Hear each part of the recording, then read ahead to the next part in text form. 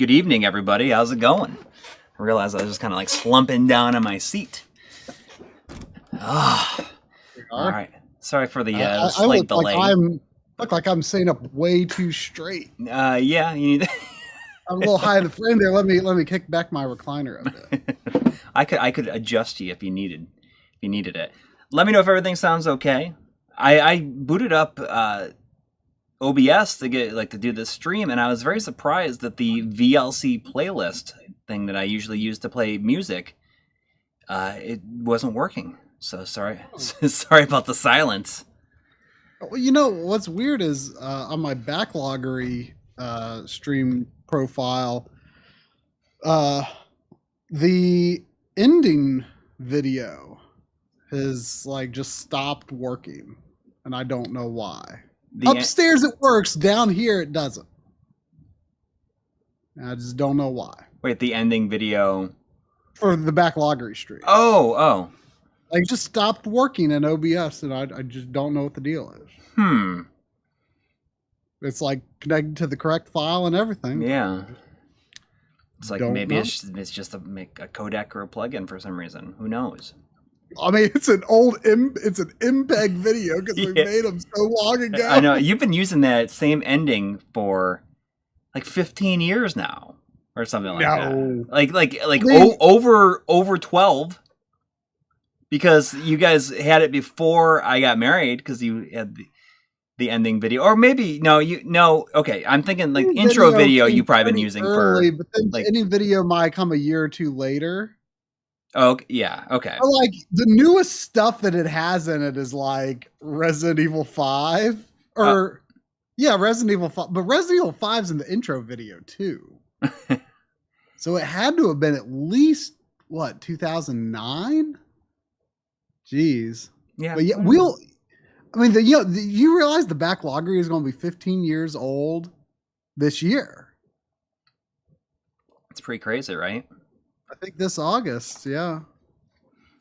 Wow. Almost to the point where it can apply for its driver's permit and get his driver's license. Although if you're in New York State, at least when I was growing up, you couldn't drive after 9 p.m. until you were 17. And you took driver's ed.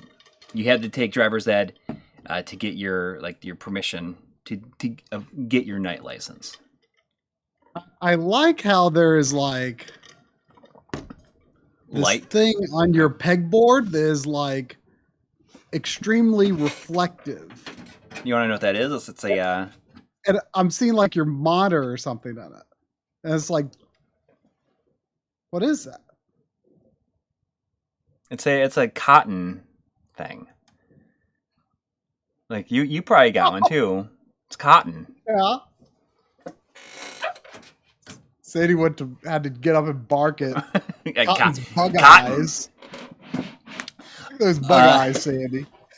I think it's super reflective. It's it's crazy looking for some reason. There's so much going on in that.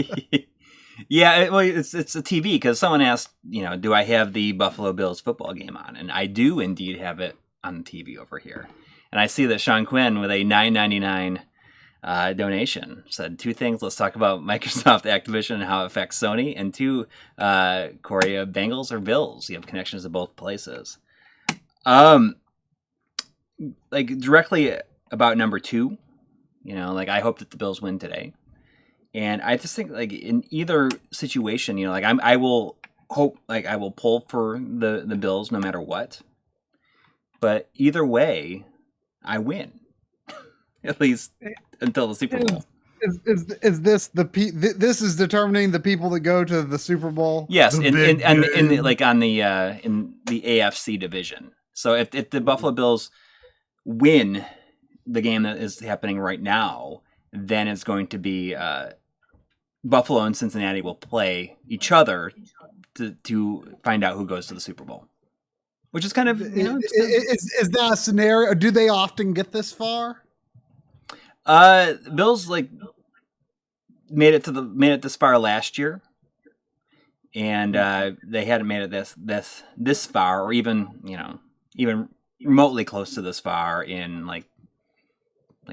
20 years probably, since like 1994, I think 95 maybe 94, 95, 96, I don't know, 92, 93, 94, 95. So yeah, since like 95 was like the last time they went to the Super Bowl, I suppose. But yeah, I mean, it's like either way, I want the Bills to win more than I want the Bengals to win, but I will take either. It's a good position to be in, I suppose.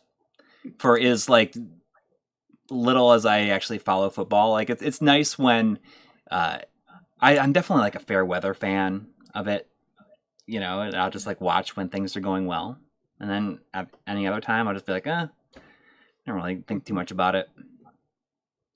But as far as Activision, it's certainly crazy. No one saw it coming. I mean, I do not often buy any games that they make. Yeah, but the implications are further reaching than that, Yeah, it definitely has repercussions. I mean, Sean specifically was asking and how it affects Sony. I mean, it's hard to say. I mean, I think Sony has definitely had pretty strong mind share since last generation, I would say. Yeah. Microsoft really shot themselves in the foot with the Xbox One, the way they announced it. And even though they, really fixed things up, they never quite recovered. And, now it's always, you always hearing people like, when sort of the more mainstream people are saying it's like, oh, people are trying to get a PS5, people aren't talking about people are trying to get Xboxes too. I mean, apparently I've heard you can just walk in to a store and buy a Series S. Yeah, I've been at Target several times and they just had them in the cabinet. But people are trying to get Xbox Series X's too, I mean, so, but my point is people are saying using PS5 is the generic. That's what people are trying to get.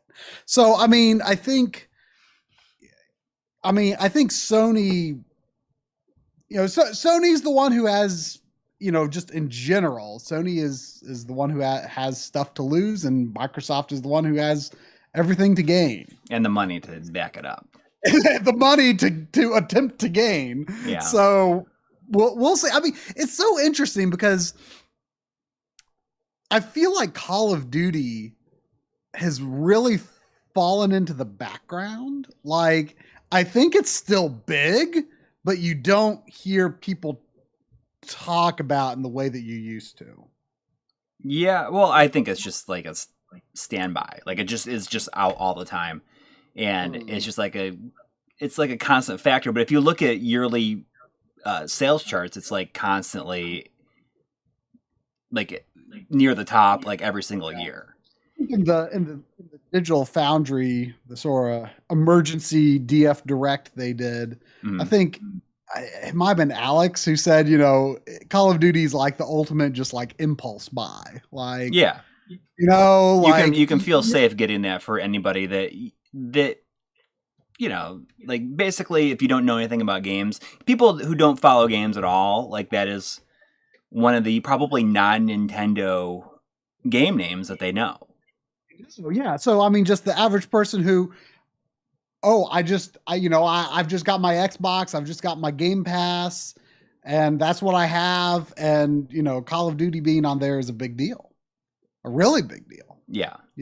But, you think about it though, and I think that I didn't read exactly read the entire thing that he said about Phil Spencer saying we want this to, we want to complete or keep it on PlayStation platforms. It would just make them so much more money just to have it on on both than it would be to just make it exclusive. So I don't know. I mean, it's interesting. I mean, the thing is like Halo, for example, like, I feel like Call of Duty at some point in the past, 10 plus years, like sort of superseded Halo as like the big FPS series. Yeah. And like now I kind of feel like Call of Duty, at least in terms of what people are talking about, is it's all been replaced by like, you know, uh, uh, why am I drawing a blank on the word? You know, battle royale type stuff. Right. You know, like Well, it I seems mean, like just even just like campaigns are the are like the other thing. People don't buy those like FPS games anymore for campaigns. They just play them for like get them for the multiplayer. you know it's. I guess I really am so disconnected from uh what like just the big mainstream stuff is, because like It's I like Call of remember Duty, Roblox, which is also on yeah. Roblox. I don't believe is on like any PlayStation system. I don't know if anybody can confirm or deny that to me, but I feel like as though I've never seen Roblox like on like PS5 or PS4 store before. But you know, uh Yeah, a lot of like people still do buy FPSs for the campaign, like including myself. But it just feels like the bigger discussion is just like, oh, we want to create this like money making service that just gets people like buying like new parts. player ecosystem. Yes, Yeah. they want to get people into that ecosystem. You know what amazes me is like every time I remember like, oh, like Rainbow Six games, those are still coming out. Like I have no concept of how popular that still is, because I remember it was very popular in like the early 2000s. I think maybe even did start in the late 90s. I mean, I remember a friend playing Rainbow Six on his computer way back in the day, and you know, he was way into it, and like that's like a thing that keeps coming out, but I never hear anyone talk about it. Yeah. I have no idea. But you know, I think Sony often does some of their most interesting stuff when they're, you know, sort of cornered a little bit. Yeah. So I think it'll be interesting to see a Sony that doesn't have to be complacent, but I still worry about you know, I'm drawing a blank on his name, the guy that's in charge, you know, the who wants to play these old games guy. Well, that, I you know, mean, obviously, I don't know if he's paid attention to, you know, people being excited about backwards compatibility on the Xbox. I mean, people don't have to, like, the way that Microsoft has done it is that it makes a lot of these old games like new again. Feel like, new, yeah. Yeah. It's exciting. Yeah, it's not just like, oh, you're putting it in and you're playing it at the exact resolution it was on, or it was at like when it came out. Like it's like enhancing these games. Like, I mean, all new downloads and everything to be able to do that, but yeah, I don't Jim know. Ryan, that's it. But, yeah, I just don't have a ton of faith in him. But we'll see. I mean, you know, we will just have to see. I mean, you know, right now we're in such a funny cross-gen period. You know, it's we've been in this, you know, sort of the stage is being set period. Yeah. It'll just be interesting to see how things shake out. Yeah, I'm excited about PlayStation VR too. You know, I'm sort of in some ways I was optimistic, but concerned that they were really going to push that, you know, with it being such, you know, a gamble type thing. You know, it's probably not like the hugest moneymaker or anything, but like it's really looking like with the specs they're releasing, like this is going to be competitive, if not better than some of the, you know, best PC VR experiences you can get out there right now. Yeah. Something that I actually, but I don't know how excited, you know, just like the general consumer is going to be about. No, like, but I'm not talking. You know, I'm not interested in who's winning and who's losing. You know. Yeah. That's, you know, Microsoft and Sony might be. A lot of people out there might be, but I'm not. You know, I'm not interested in who's winning, who's losing. You know, there always seems to be this mindset of it's like, well, you know, if you didn't win, then why even bother if you didn't win?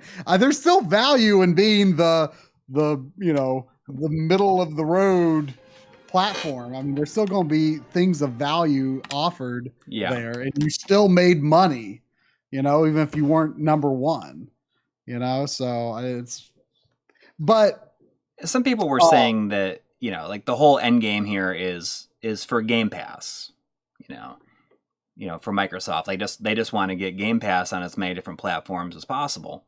And, that just makes me think about, like, they do that, and then we are, like, everyone is at their mercy of, like, whatever they want to do with the price, essentially. Like, $15 right now, I guess, is, like, that feels, like, right. But, I mean, if it's, like, on a bunch of other platforms and stuff, then what's going to stop it from going up, like, $5 every year? So I don't know. Yeah, like Netflix is like $5 a month every year. What's gone up with like Netflix is like increasing price. Like but they have a whole other tier of like, you can pay all the like some extra money to get 4K, and I didn't even realize that was still a thing. But I mean, who knows? Who knows? Like maybe they're gonna make it so $15. You can keep Game Pass for $15, but you can only play the games that use the xCloud. You can't like download any of this stuff. Yeah. But it'd be interesting to see what they do to increase the price. If they increase the price, I'm sure we can continue talking about it. But for right now, the most important thing is that we play some Rocket Knight. When we were getting, just got on the call before the stream, I was bringing up, YouTube on my TV. To load up the stream. Nope. And I had the most like impromptu giggle fit that I've had in a good while when I saw the thumbnail. Like it's just like this, like it's just very indicative of that era, I guess. Just this like bad, animal. I gotta fix the HDR on here. You go ahead and keep on talking. Yeah, you have auto HDR. I must have. I don't usually have it on, but I guess I did this time. It's okay though. I can fix the way you keep on talking. But it just that thumbnail is so funny to me. It's so funny. But I think I've played the demo for this, and like. It's 30 frames per second, which a side-scrolling platformer should not be. But ideally, anyway, I deal with it, if I have to. But like, I don't know. I didn't think it seemed that bad. I like everyone says this is really bad. And like, I mean, look at Rocket Knight here. He's definitely a polygon model of that time. Ooh, that's a little oversaturated looking now. Oh, is it? Is that just with the what? Why don't you just back out and just turn auto HDR off? Just close the game. Well, I don't even have to close the game. I can just... I think to turn auto HDR off, though, I think you're going to have to close the game. I don't know why I had it on. I'm surprised. Yeah. Oh, that is wrong. Hang on a second. So was I just using the wrong? Hang on. Oh no, it's like now whatever. Let me just fix this. There's no reason to have auto HDR. No, for this game. But you know what? The whole when I said I was going to play, and you're like, it's probably not like that bad. Probably not. Oh, I see. Were you checking out some 60 FPS Final Fantasy 12? See, why is it still giving it? Why is it still doing it here? Well, unless you've got your LUT on. No, I turned it off. Well, your LUT is on your. It's not. I wonder if the game. Do I have to quit? May have to restart it from the game and reboot the game. I've done this before. You have to close the game and reboot it. Okay. Well, that was what I was. That was the problem. But I I played like a variety of stuff on Friday night, and this was one I was like, I'm going to stream this because I bet I could finish it Oh, but sure. it's just one of those games that I feel that nobody remembers at all. I didn't even know it existed for a long time. Yeah, obvious. It's I don't really expect much, but it's I don't know. It's just really weird. Like it just kind of came and went, and nobody like really remembers it. And it's really weird that this game is made backwards compatible. Yeah. I see Doc Dragon says he got Evercade Versus with Gallico cart. Oh, nice. I'm glad to see that it's shipping, because I know that they were kind of behind, or like they were delayed because of like international shipping or something like that. It was I think like Retrode ran into a similar situation with like their Mega Man Wily Wars, where they were just like on a boat for months. Oh, wow. But, you know, I mean, as much as I laughed at that model of Rocket Knight on Oh, there's a one-up right up. Why do I keep on getting on the thumbnail? Like, I keep on getting a like. Oh, you know what it might be. I don't think that like just the general like look of this game is all that bad. I mean, taken as a whole. I mean, is it great? No. Let me fix this. What is it? What happened? I keep on getting like a drop thing. I think it's because I had this set for some reason.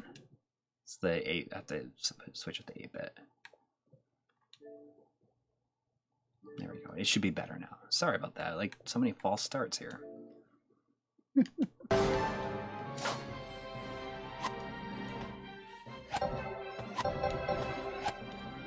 Oh yeah, you should definitely have it on 8. Yeah.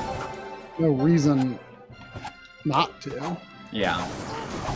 I don't even know what could take advantage of that. Me either. I don't. Then why do they even have it on there? I have it as an option. I don't know. I don't know. Maybe it could have something to do with some video content or something. I mean, HDR. I guess HDR is 10-bit. I think. Is that how that works? I need to rewatch my own 4K video. It's been a while.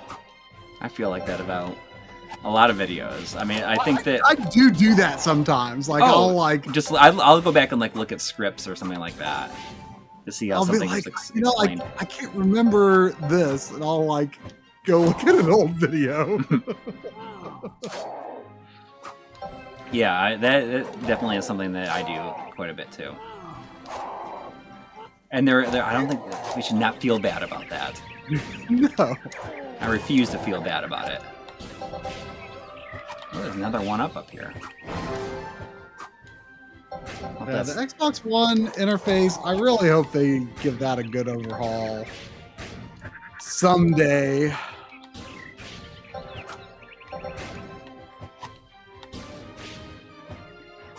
It's unfortunate that this game is backwards compatible, but the first Bionic Commando Rearmed is not. I know. Only 2. Oh. What a bummer, right? Or for a technical reason, like it just didn't run well for some reason. That will forever be like one of the, you know, I just want a physical release of that so bad. I know. That was like the first sort of like, I guess, sort of small download only, you know, 2.5D graphics game that like I can think of that was like really kind of this wow moment, you know? Yeah. What's interesting though, if I recall correctly, John said that the PS3 version of Bionic Commando Rearmed is better. I recall him saying that, yes. I mean, well, I wonder have it on if both. there was just something wrong with how the 360 version was put together and it just didn't emulate well. Yeah. There was a $2 super chat from Phenonymous. Thank you. Thank you. Saying, evening dudes, thanks for another quality stream. Well, we'll see if it's quality. Yeah, but you know, if I finish this, then I'm going to play some Crackdown 3. I started Crackdown 3 the other night, and I've just been having a fun time with it. You know, it was... The whole point of that game is to feel like you're so overpowered, but there's points where it gets so chaotic that it was kind of frustrating. So I lowered the difficulty down a little, like to the next level down, and it's kind of been awesome. Like, I have died every once in a while, but but it's also awesome just like feeling so overpowered, because that's kind of the whole point. You know, it was Tim Rogers that sold me on Crackdown 3. Oh, really? I never. Yeah. I remember you talking about his video on it, and I have not seen it. It's pretty funny. You should watch it. I mean, it's not nearly as long as what he makes today. Yeah. Oh, yeah. I mean, that was like when he was doing Kotaku stuff.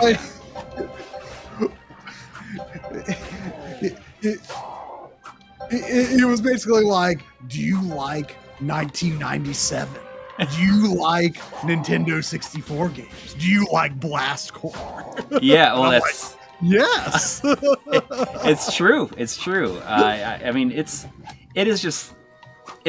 complete nonsense all the time, essentially. And what I think is interesting is, like, I don't remember the Crackdown canon, but I know that at the end of the first game, the director guy that is like talking to you all the time, like, it turns out like he was like the bad guy, and he was just like getting you to take out all these gangs so that he could take over the city. And you kind of find that out at the end of the game. And then in this, he's just like, you know, like, I don't know what happened to him by the time in the second game, but in this game he's like, you know, trying to restore order to the city. Like, but I wonder if he's going to turn bad again. Because I don't think that the game sold well enough for them to ever do like another one. I think that Microsoft thought that people really liked Crackdown and wanted another one, and then when it actually came out, like, nobody bought it.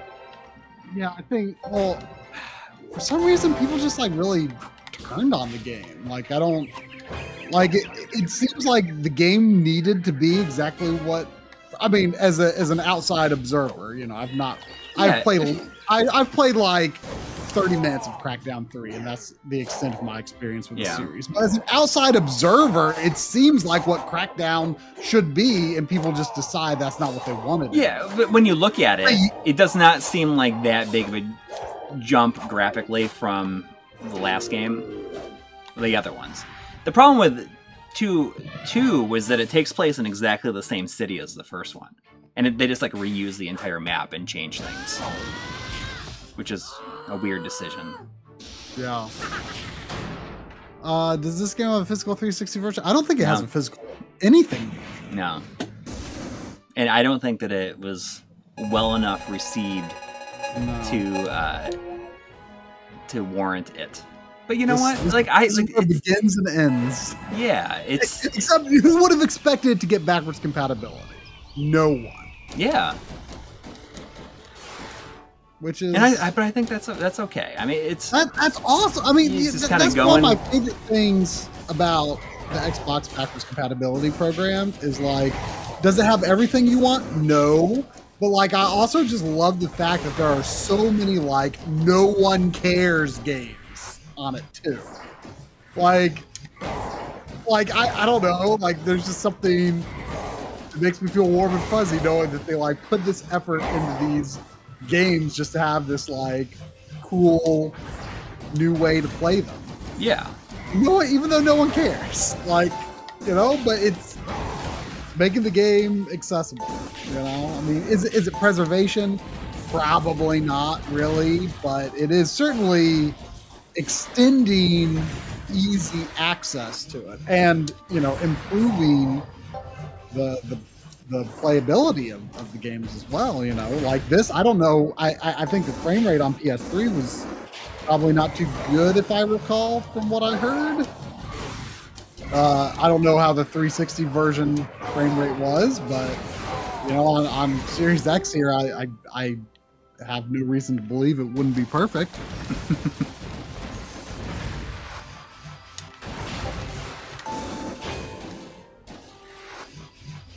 I mean, I can't imagine this game is too terribly long either, because I think that this might have been made when, like early in the 360 era, they had a requirement that downloadable games could only be like under like 500 meg or something like that. Then they moved it to like a gig because they had to deal with the people that had the arcade systems that didn't have hard drives in them. So, did you watch today's GameSack video? No, not yet. So there's this Super Nintendo game on that looks kind of awesome. What is it? And it's like I was shocked. It looks like a game that I definitely would have known about. But I think the main reason I don't know anything about it is that it has the worst name for a game ever. It's the kind of thing that you would see that name. It's like worse than Steel Assault. Oh, how about that? Well, I mean, it's worse in a different way, I guess. But it's just like a day you would read this name and you would have zero interest in ever trying to learn anything about this game. Okay. It's the Twisted Tales of Spike McFang.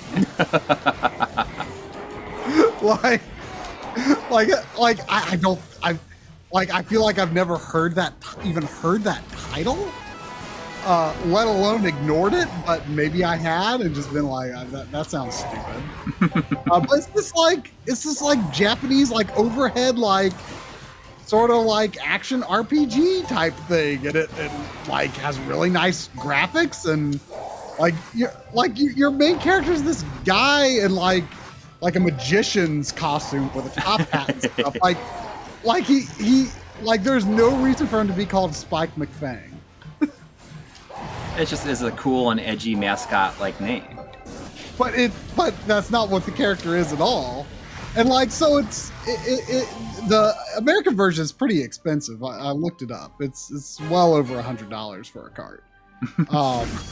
But the Japanese version is not too bad, and it's actually a sequel to a platforming game on PC Engine. Interesting. Oh. But this is an overhead sort of more Zelda-like sort of action RPG type thing, and it has really nice graphics, and it looks really fun. So I was surprised by that. I kind of want to get the Japanese version of that sometime. Joe has convinced me to buy a number of games and by a number, I mean at least 2. Yeah. So I was telling you a little bit yesterday. I've kind of between Halo Infinite, Crackdown 3, I've definitely been doing a lot of Xbox gaming, and that it has nothing to do with everything that happened last earlier in the week. Well, I started Guardians of the Galaxy a few days ago, and I've got the Xbox version of that, so I've kind of been an Xbox fan myself lately. But I was kind of telling you and people on our Discord recently about how after I was kind of I was not too in love with Halo Infinite. I played it for the campaign. But after I finished it, I had this really deep desire to go back and play one of the Bungie games. Just kind of see, what were Bungie campaigns like? Do I remember what they're like, and are they as good as I remember? Are you not remembering them being as good as they were? Or you remember them being better than they were? Yeah. And so I booted up Halo Reach, because I'd only played Halo Reach one time. I only played through it one time. I don't remember much about it. Yeah, I mean, I played it when it came out, and we co-opted it, and you know, that was basically it. And of course I know how the game ends, because it's like it's a prequel to the first one, and it was incredible. it was so good, and I just like, I only anticipated like playing like, you know, maybe a couple of levels, but I ended up playing through the whole game, you know, playing a couple, like 2 or 3 levels every day, every morning. And yeah, it was just awesome. And that game has, like, what I would say, like zero fat. Like, it is just constantly moving, and the scenarios are just, it doesn't waste your time at all. And it is just, you know, really drove home exactly like my thoughts, you know, like why I can't seem to really gel with the 343 games. Because like after I finished Reach, then I booted up Halo 4, which I've also only played one time, and I like first 343 one. Yes, well, I mean they did the not the remake, but the remastering of the first one. I think that was before 4 came out. Yes, that was kind of like their test, I think, to, you know, just make sure like there was their like. You keep on going with that. I'll catch up on Super Chats when I get back. Sandy seems to want to go. Oh, all right. But I'll just continue talking about Halo Reach, and you know, like I immediately thought that Halo 4, I just like didn't like how it felt, and you know, it was, I don't know, it just like has such a different feel to it, and it's not like something that I like that much. I mean, does anybody else in the chat feel the same way, or do you understand like what I'm trying to say? Maybe. I mean, I don't know if that's if people are like tend to like the 343 games more than the Bungie games. I mean, that's a big question I have. Yeah, well, Halo 1, 2, 3, like all of them are really good. But, you know, I feel like I need to replay Halo 3, because for the longest time I thought that basically had my favorite Halo campaign. But now, after revisiting Reach, I'm not sure. Like I just feel like Reach like just does not waste your time at all. Man, I am like stocking up on the extra lives here. I don't know if I'm just getting lucky, or I'm just exploring more than they expect people to.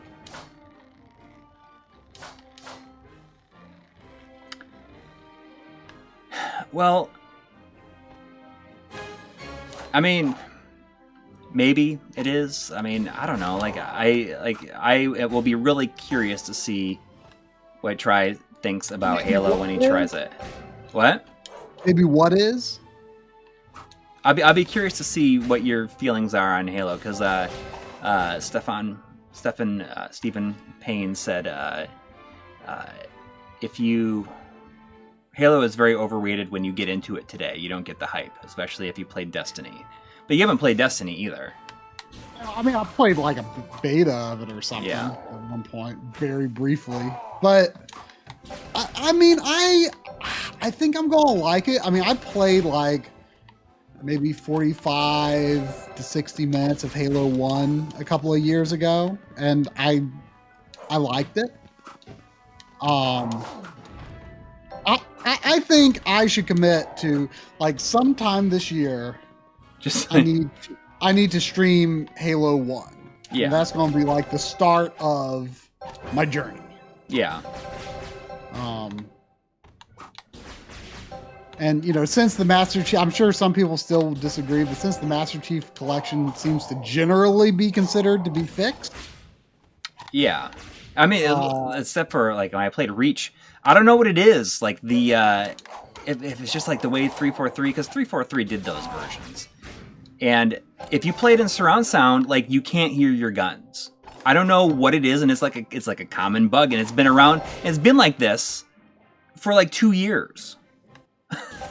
You can like barely hear your guns or your voice or the dialogue. It's weird. You know, I've ran into several glitches while I've been playing Guardians of the Galaxy, and there was like one point where like sounds just stopped coming from Groot's mouth. Which, I mean, of all the characters, it's okay. It's okay. They probably maybe it's like intentional. They like feel like, oh, like I think people get it by now. Right? But it was funny because like there was like these times where it seemed like Rocket was like, you know, following up on something Groot said, but like but he didn't say it. But he says it in different ways. It's kind of nice. You know, Rocket just be like, well, of course he is, or something, you know, and I'm like, where'd that come from? But then there was like, I was like wandering around a while, and then finally there was, I like hadn't heard Groot for like 15 minutes. and then I was in a cutscene, and, you know, everyone's talking, and then finally there's a close-up of Groot, and he just goes, just his mouth moves. Now I am Groot. So is that permanently, like, is that in your save like that now? No. I like after that cutscene, I quit the game, and he restarted, and he can talk now. I mean, I actually really like it's been a while since I've seen the movies, like, and it's been even longer since I saw like not teenage Groot. Yeah. It's been nice seeing like normal Groot, because like I forgot like how much more pleasant he is than teenage Groot. Like teenage Groot was funny like for like a joke once, and then it's like I got old. Yeah, but he doesn't talk very much. No, but it's just like he doesn't really contribute that much either. But I'd have to like go back and watch the first movie again to see if like Vin Diesel did as good of a job. But like I feel like he does like not as good of a job. Well, I mean, yeah, I can tell you that, like having seen, you know, them all fairly like recently. Right, you played like the first like little bit of the game. Yeah, I played the opening. He like Groot is pretty good at it. Like he has I feel like he's got a lot more sort of variety in how he says "I am Groot." Yes, 100%. Like you can really get like it's kind of believable that Rocket can understand. Yeah. Like, because he really varies up like the amount of space between the I and the M and the Groot. And like, but one of my favorite parts was right at that beginning mission. I'm not sure if it's part of what you saw yet. He goes, "I am Groot," and Rocket says, "Like what? You like just surfed over there?" And he's like, "I am Groot."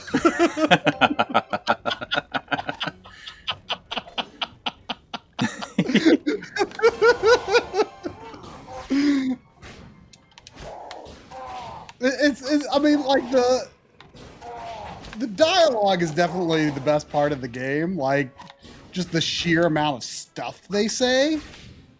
Yeah. Like with almost no repetition of anything. Like my favorite thing is like how they always have something to say about like why you like are going into like what's obviously a dead end. Like looking for stuff. And he's like, I don't know, there might be something important over here. You know, it's pretty funny, I think. But like the combat just hasn't really quite gelled with me. Like when I was playing last night, I was starting to feel it a little bit more. But like, I definitely think there's like aspects of the combat that like could have been either streamlined or, you know, just some things made a little visually clearer. Like I don't know. Like it's fine. I've been enjoying it, but like the combat's not all the way there for me. Anyway, I should catch up on super chats. There was $2 from Warren Hope. Thank you. And favorite comfort food game to help you relax. Ooh. I mean, that was the reason I streamed Donkey Kong Country 2 a few weeks ago. I just wanted something comfy. I mean, like a game that I could just. I mean, picking a single game would be really hard. I mean, kind of an evergreen one. Like if I'm like actively playing it, which I'm not at the moment, but like if I'm actively playing it, like I really enjoy just like logging into Final Fantasy 14. Like or just even if it's just 30 minutes before bed. Yeah. And just either doing something or maybe doing nothing. Maybe you just get on your chocobo and wander around, Yeah. You think you ever say like, I wonder if I can ride this chocobo? you like to sit back and gas up on greens and let it go, right? this choco rodeo.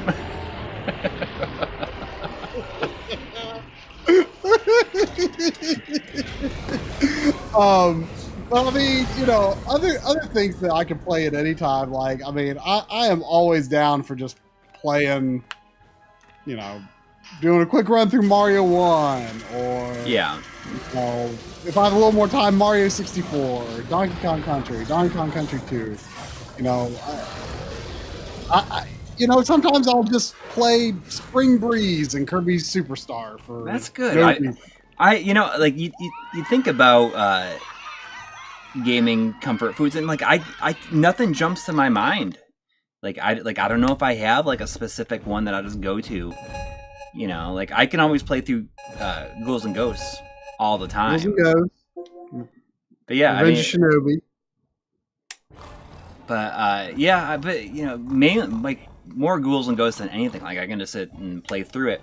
Although, like I'm starting to feel like after I played through like Another World, like maybe that could be my gaming comfort food, because that game you can beat it so quickly if you like really know how to play it. So maybe that's it. But I don't know. Who knows? Maybe Crackdown 3 is about to become that. It is. What game did you say you could beat really quick? I missed it. Another World. Oh yeah. You mentioned that in your games we played in 2021. Yeah. Space Harrier is definitely on there, but like as it is right now, it just like it's just not in a system that I just like kind of pop it in for whatever reason that I do all that like really often. Here we go. So like oh, you go ahead. I was gonna say there was a $2 super chat from Shadow Mask saying, "What do you do if you're Sony?" What do I do? I mean, try to do backwards compatibility. Backwards, like trying to do some backwards. If I was in charge of Sony and didn't really care whether what I did was profitable or not, I just did what I wanted. Yeah. Well, I mean, first of all, we've got backwards compatibility. Definitely PS1, PS2.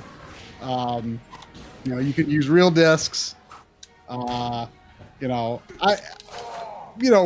Straight up everything. I guess it depends on the technical feasibility of it, if it runs well with everything or not.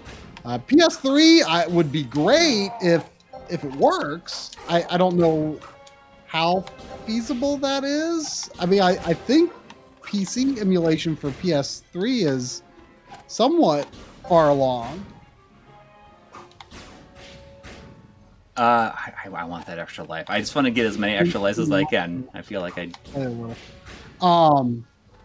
Yeah, that would definitely be a first thing. I mean, other than that, like,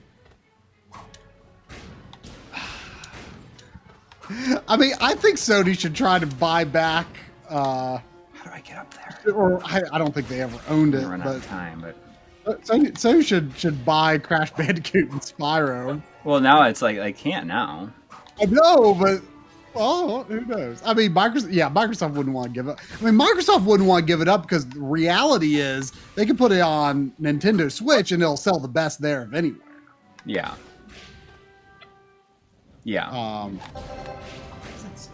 I don't know, like try to make anything Square Enix exclusive. I mean, Final Fantasy 16 looks like it might be. I mean, for now, it seems to be intended to be exclusive. You know, Final Fantasy 7 Remake is still console exclusive. I mean, you know what? If I was Sony, I feel like I would be feeling real stupid right now about burning my bridges with Japan. Yeah, I mean that's like the main thing that they should be trying to do is like, you know, try to get a lot of these like Japanese exclusive games. Has the market shifted there in such a way to where they just like can't, like a console that's tied to the TV just like cannot have massive success anymore? Maybe. Is that something that Sony is powerless to turn around? Yeah, But they really, I feel, burned their bridges. I mean, you know, sure, things were on the downturn, I think, for them in Japan for a while. How come I can't go down here? But, is there a move you don't understand or something, maybe? I mean, sure, but I feel like they was just like, well, screw it. We'll make X confirm, and you know that was it, right? That was their. And we're closing Japan studio. You guys made two good games. I was to say. Double tap B to burst drill. Oh, I suppose that changes things. I didn't realize that move was in here. That makes me really happy that move is back. Guess that's what I get for not paying attention. It'll be interesting to see what Sony does. I mean, they should. I think they should try to make a structure at Naughty Dog that they can actually release games more often and not kill themselves doing it. Yeah. You know. Whoa. Look at this move. That's cool. It's like a drill. Do you think Sony like is powerless to get like a first party Halo killer again, or Call of Duty killer, or whatever it would be at this point? Like, that was what Killzone was. Bring back Mag, maybe. I feel like Guerrilla Games is probably really happy to not be making Killzone anymore. They probably don't want to go back to it. Yeah, oh, definitely not. Like, I suspect they're very happy making Horizon. I mean, who knows if that's what they'll even do after Forbidden West. But what is it? I keep on thinking that I'm not sure if I'm gonna die if I go someplace. I'll admit that I'm kind of intrigued to see. I really wanted to get it to 11 lives before I die, but I don't think that's gonna happen.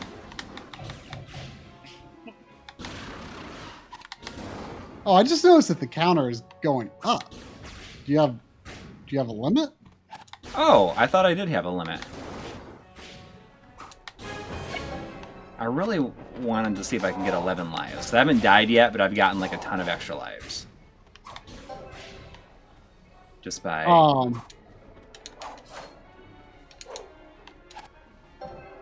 Was that the last donation? Are you caught up? No, there was $5 from Jonathan Henson. Oh, thank you. And need to load up this Abernick with a bunch of 8/16-bit/32-bit RPGs. Everyone start firing them off. By the way, it has great interpolation filters via RetroArch shaders. What is Abernick? It's this. You sound like you knew what it was. Well, it's like a handheld device that just like a handheld emulation machine. But they have a version that has like a 4:3 screen, which is kind of cool. Oh, here we go.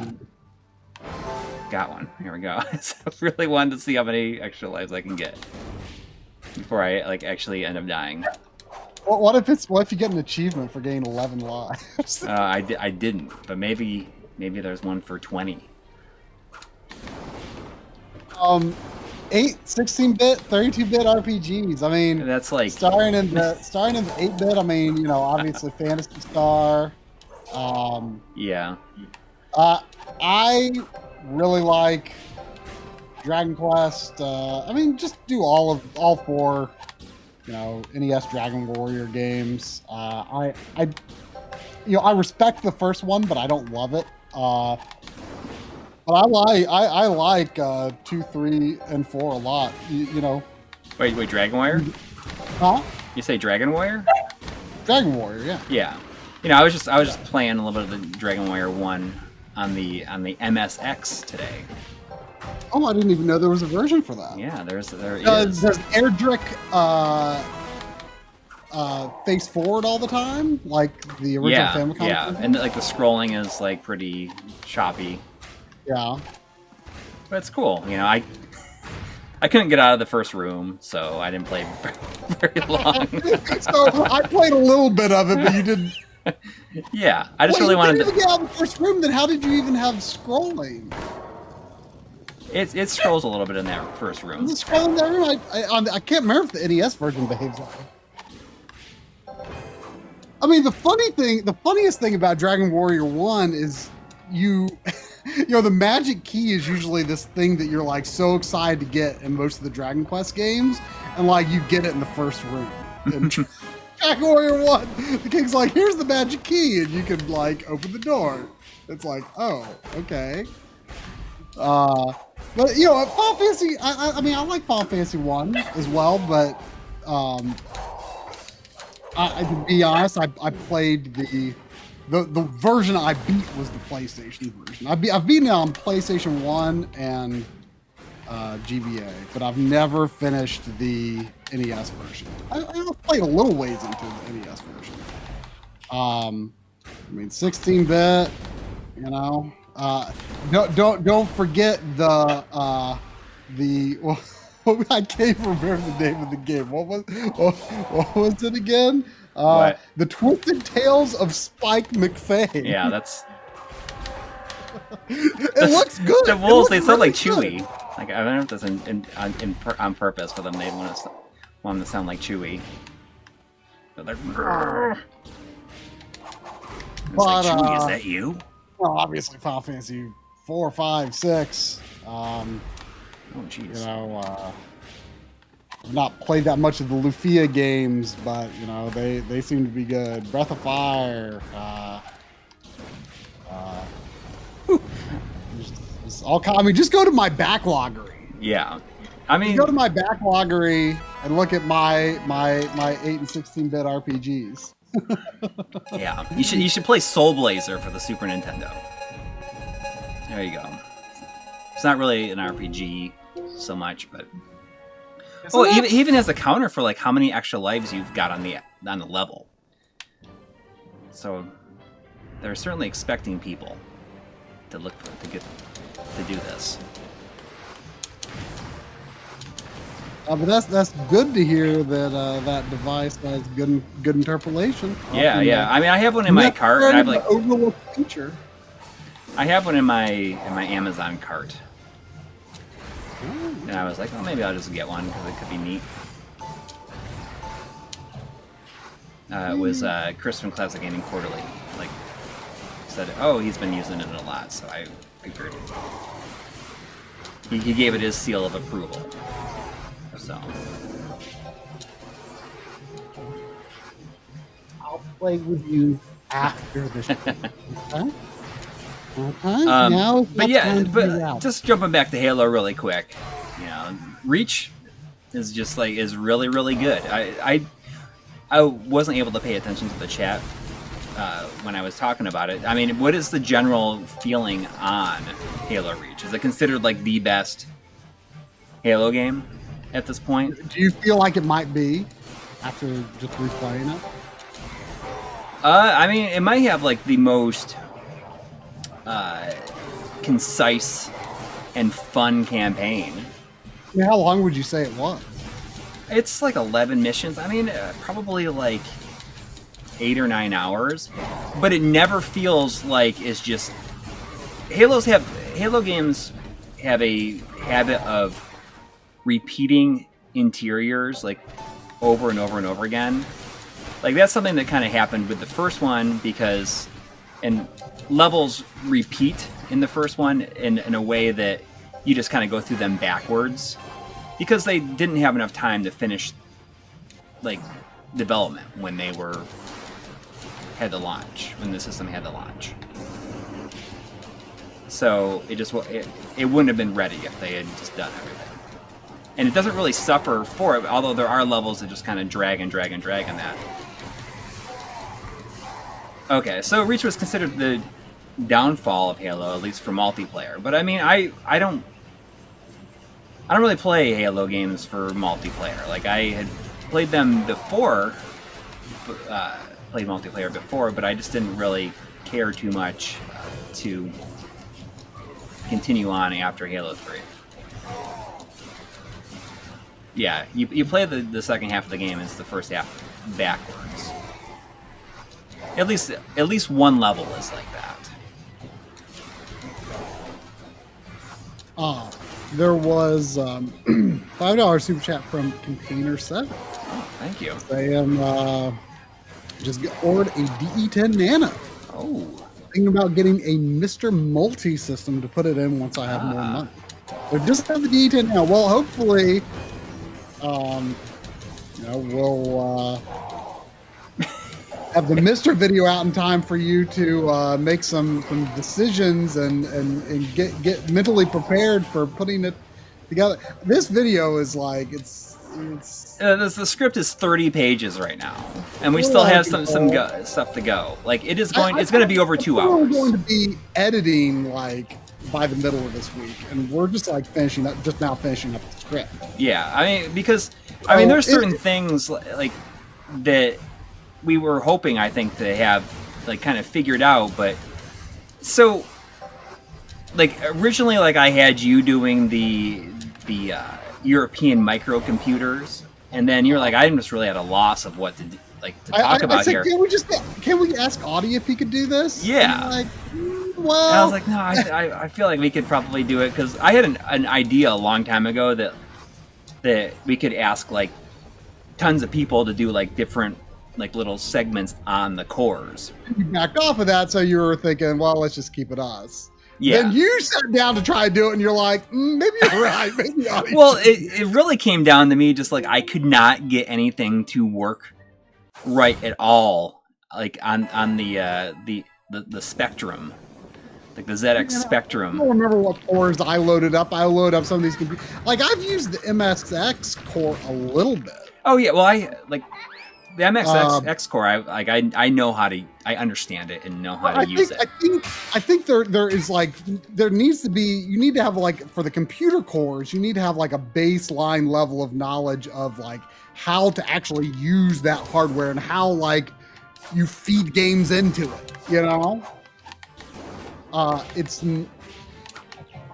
not always all that easy. So it is, we always say like, Mr.'s like, not that hard, and it isn't, but the computer stuff is kind of hard. Well, yes. It was definitely... At least it's hard if you're coming at it with like from like a console perspective. Well, I get it. I get a lot of it. Like I understand like how it functions. Like once you kind of understand that you can like, like virtual hard drives and stuff like that, like it's easier. But it's just that in terms of like the spectrum and stuff, like I could not. There's so many different hardware settings that like, and I had no idea what would make what work. So we asked Audie to do it, and he's like, "Oh yeah, I'll do that." so thankfully he's gonna save the day. And hopefully, be able to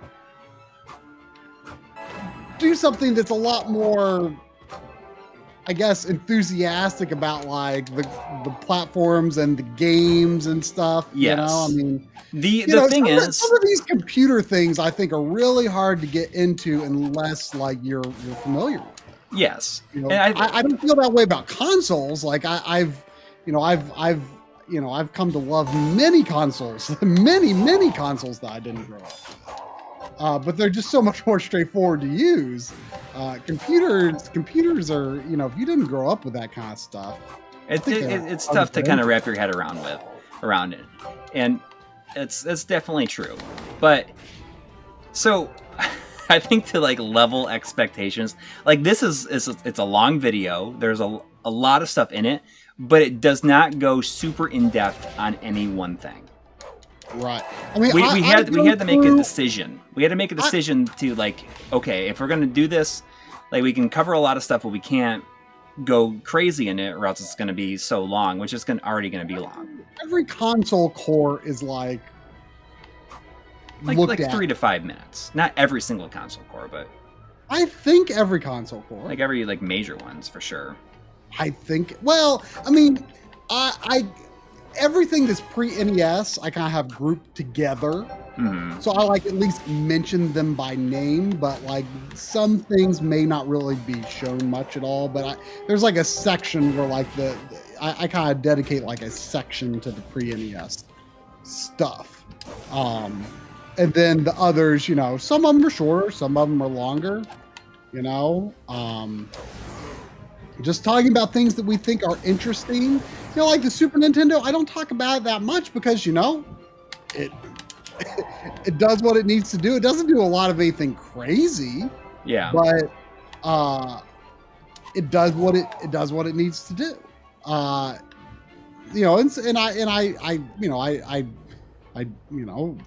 talk about things that are, exciting, but like, it's some, like I talked about the Wonder Swan for a little longer because there's actually some interesting things regarding it because of like how it has to take into account that the system can be played vertically or horizontally. It has to take into account its 75 hertz refresh rate. Yeah. Stuff like that. So that I talked about that for a little longer just because I thought some of those things were interesting. But it's not going to be like you aren't going to be able to use it as like this all-in-one guide of like how to set up your system, like maybe we've done with like some of the analog systems in the past. Yeah, because this it's stuff just it could change at any time, and we just kind of decided that okay, we don't need to get it so into the stuff because it could literally be worthless like tomorrow, like the day after.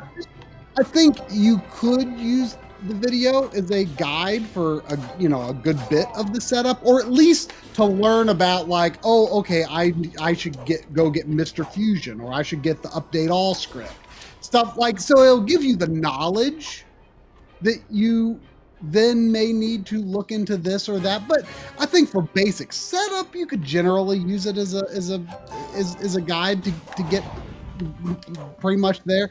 But then like for the video stuff, like I go pretty in depth in terms of like, just how to get good scaling and stuff.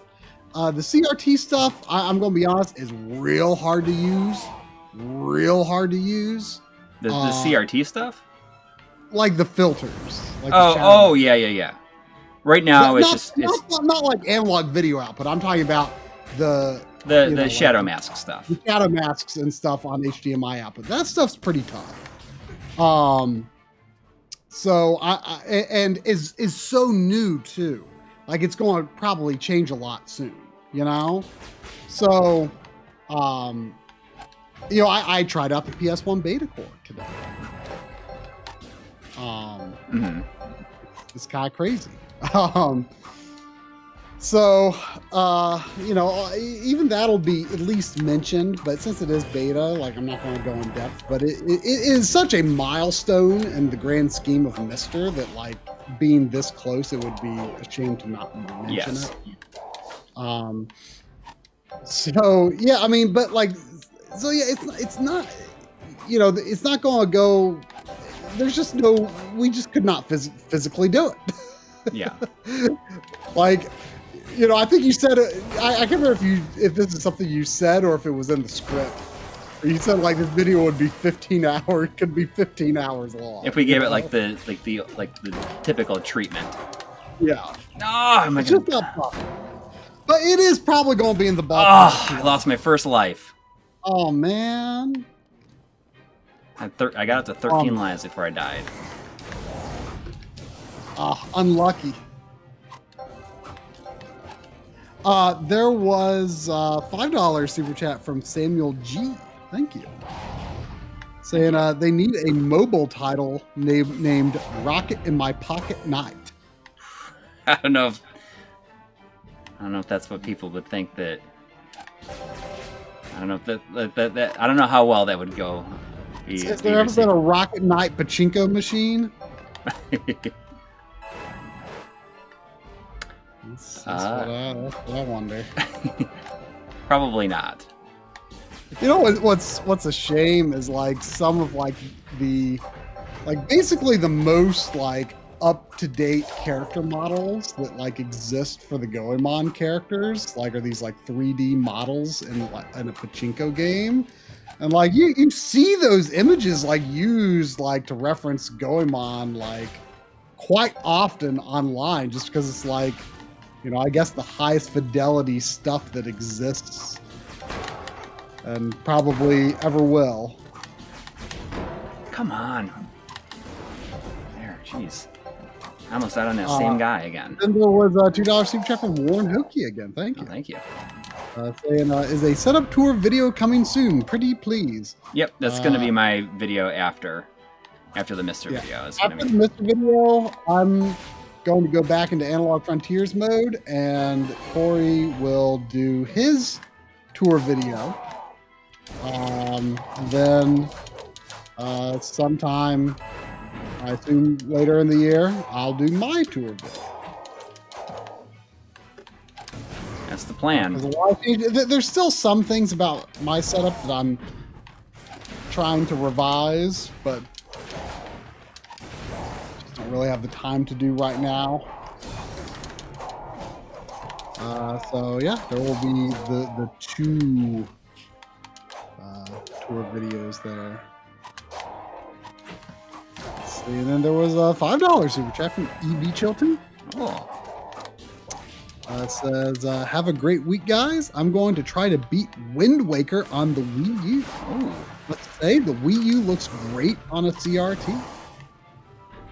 Interesting. Yeah, I mean, you know, I think I didn't I feel like I connected the Wii U to a CRT for a shot in the How to Beat The Legend of Zelda: The Wind Waker HD. I think I did. It's like the first part, like I really felt like I was sweating it so there. early on, like before, like we like showed our faces in videos. Like I think like my hands were like holding some kind of controller, and then there was a shot of the screen. I think it had something to do with gyro aiming. I can't remember. Someone mentioned earlier, like, why not break up the Mister video into multiple videos? And I think the idea is that like we want to just do it in one shot and have it be be done. But there's also there's a ton of different resources of people who do really, really detailed, focused single videos on certain aspects, and I think that I'd rather tell people to check that stuff out, like in this video, like at the end of this video. It's like, oh, if you want more information on this, you know, this is like a good way to do it. Right. Instead of just us do it. Exactly. I mean, oops, I'm trying to get the stream. Can I hit him from the back? I on my can't. TV. I don't know how to get this guy. Behind. Yeah, I mean, it just gotta get over with. It's been hanging over our heads for so long. Yeah. We promised and committed to doing it so long ago, and it's just like, we gotta do that video. Like, really, we were like originally thinking we were going to make it at this time last year. Yeah. It you know, it's just it is a daunting project. Yes. And ultimately, I think it's good that, you know, we're doing it now in a way, but it's definitely going to be in February. I mean, there's just no way it's going to be out. Yeah, especially like Audie, like said, it's going to be like he'll be able to have his stuff for us in like a couple weeks. So yeah, which so I'm not going to kill myself editing it. You know, I'll hopefully maybe get my voiceover recorded by, you know, Tuesday would be nice. If we could have everything fact checked and stuff by then, and then, you know, I can record that and I can get into editing, and, you know, I'll look at how much I can get done per day, and we'll go from there.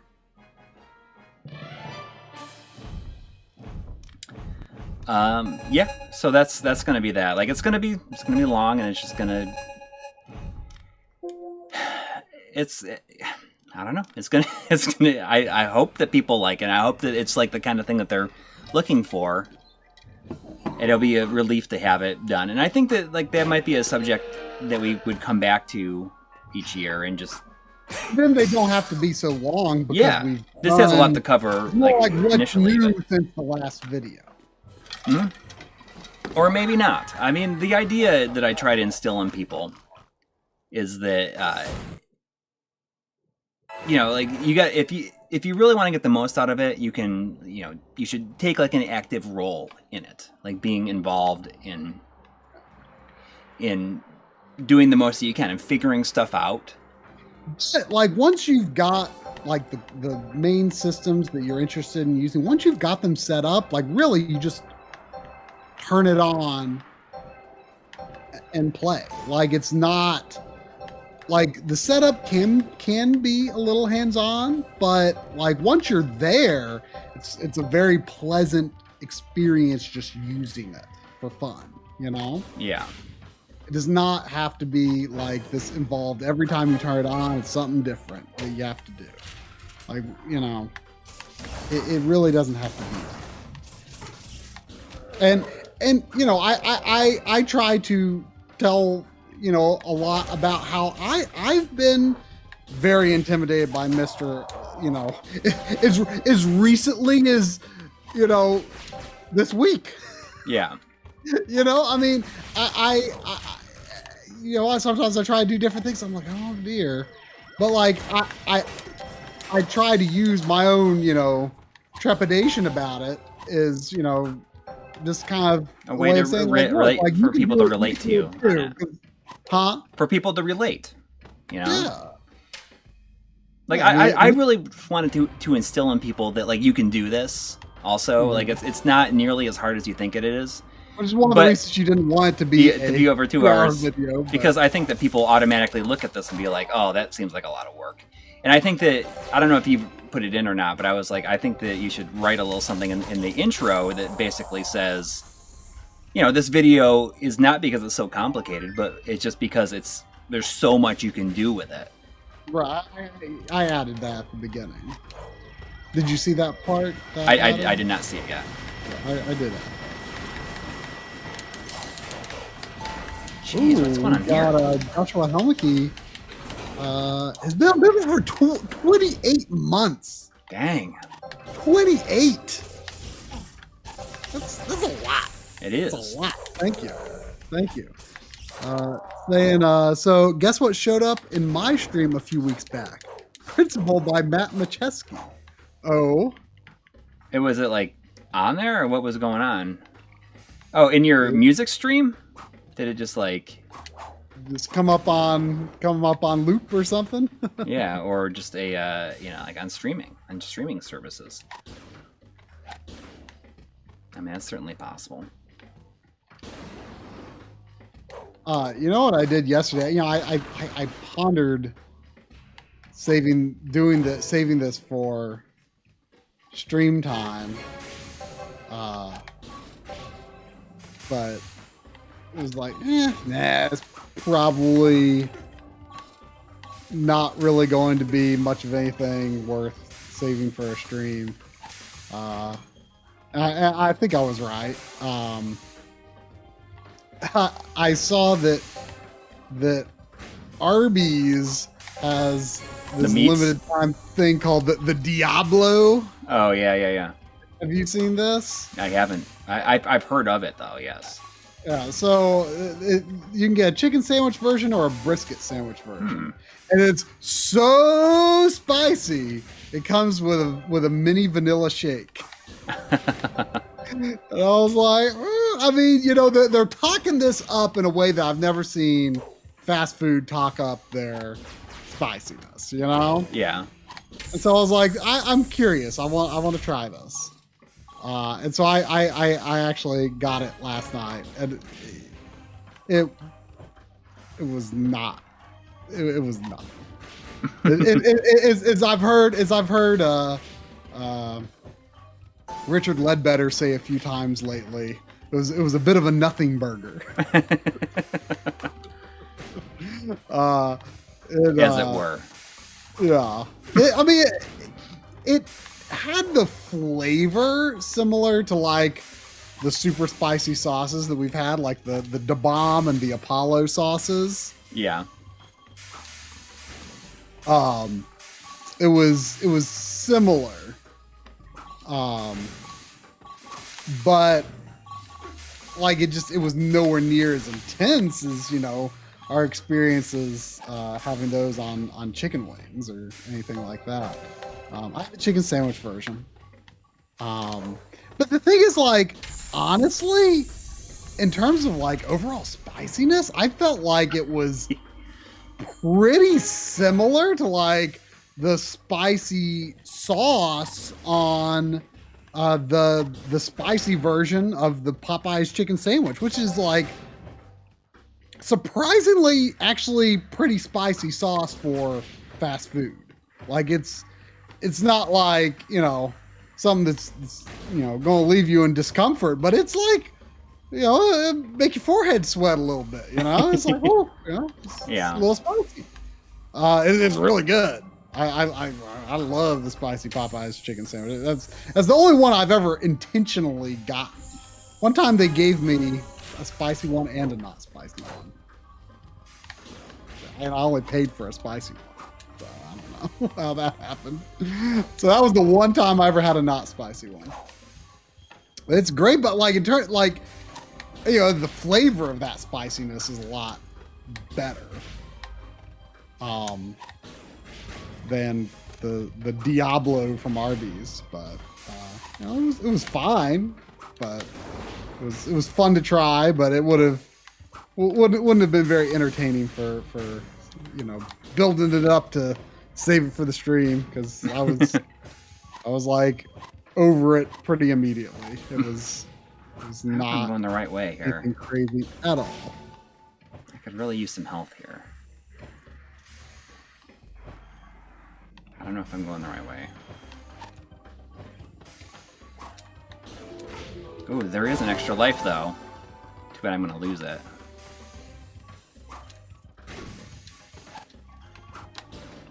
Yep, I just lost it.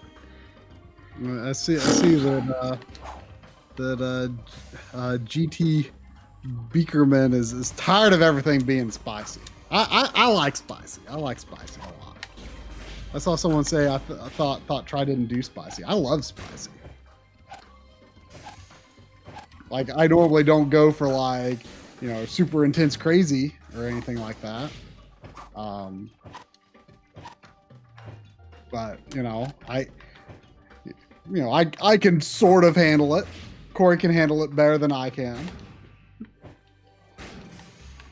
Did you ever get a response from the one chip challenge? I didn't see one, but I haven't been looking. You should look to see if it maybe got added to the website. Yeah, I will. Just not right now. The Bills are gonna lose, aren't they? Well, they almost had it, but. Go to Wingstop. Their original hot isn't that spicy. Go higher. I want to try Wingspot again. When we did the Apollo sauce, I went to Wingstop. Wingstop? Wingstop. Like GameStop, but Wingstop.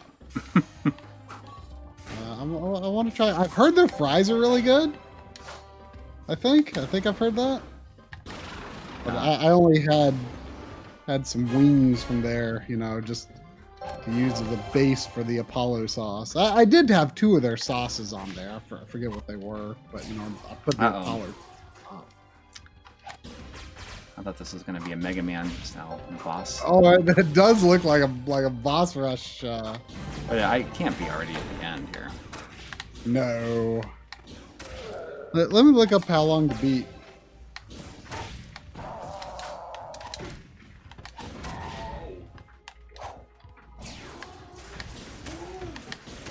Just has so many of these like enemy sections where it's just like, okay, we're gonna throw a bunch of enemies at you at one time.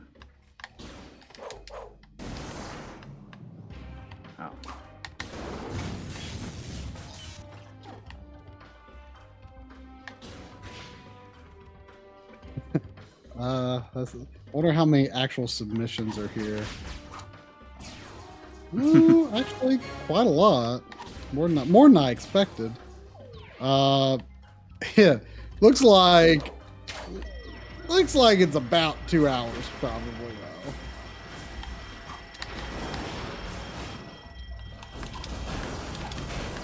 There's one on here that says 5 hours and 42 minutes, saying completely lost at third world boss. So I had to do it all over again.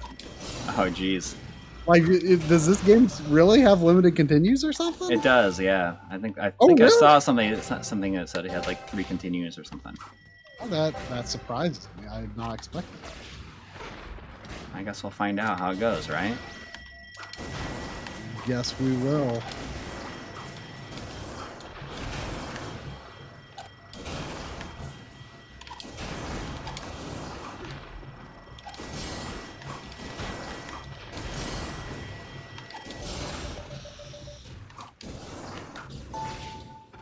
Has anybody in the chat ever finished this?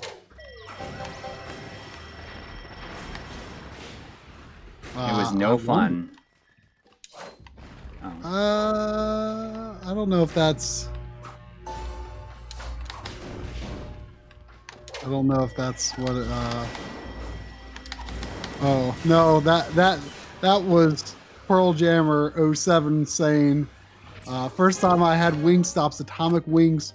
Took my first bite, and the hot powder on the wing went right into my friggin' eye, and I closed that eye and ran to the bathroom sink, cursing in pain. Yikes. Look at this. Yikes. That requires like some serious... The powder went into your eye. That's crazy that would like happen by like...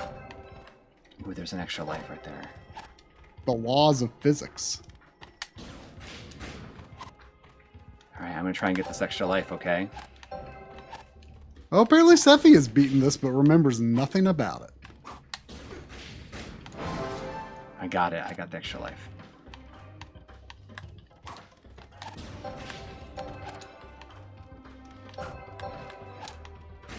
Do you think, I wonder if with Limited Run doing Xbox games, I wonder if the limitations of putting 360 download games on disc are the same as PS3. Because That would the be whole thing, a good question.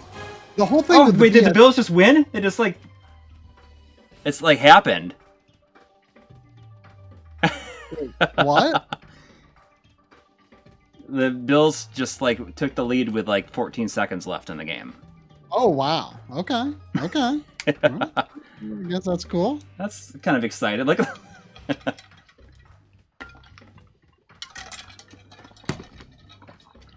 How about that?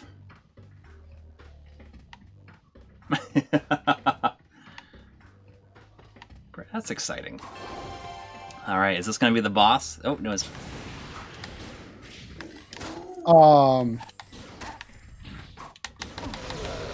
But anyway, what were we talking about I don't know. before we brought up sports ball? Sorry.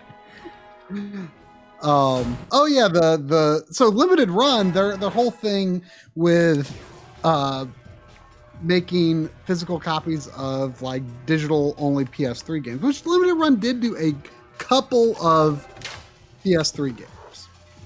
The thing was,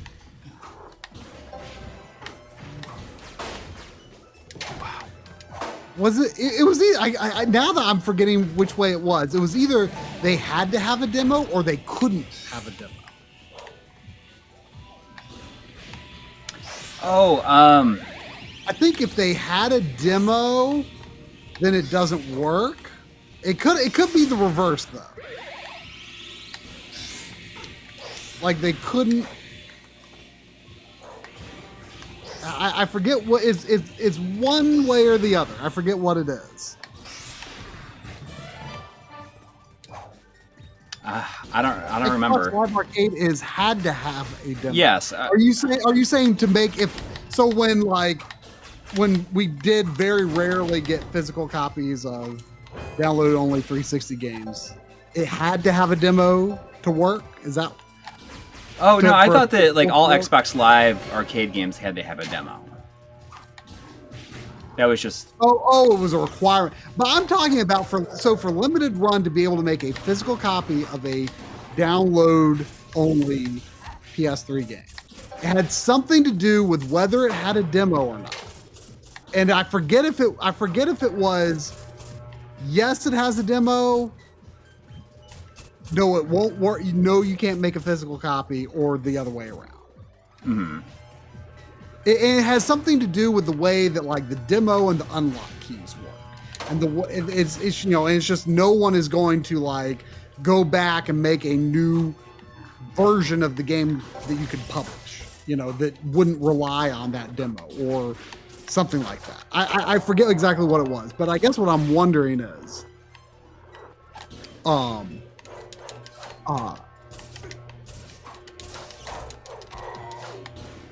what I'm wondering is does Xbox not have that issue? So could they do Rocket Knight? Could they do Hardcore Uprising? I bet they could. I don't know if they would choose to. Well, I think they would if they could. That's true. That's true. Would you buy it? Probably. Hardcore. I'm not done. I'm sure Hardcore Uprising. I would buy this, but Hardcore Uprising is what I'm really talking about. Yes, for sure.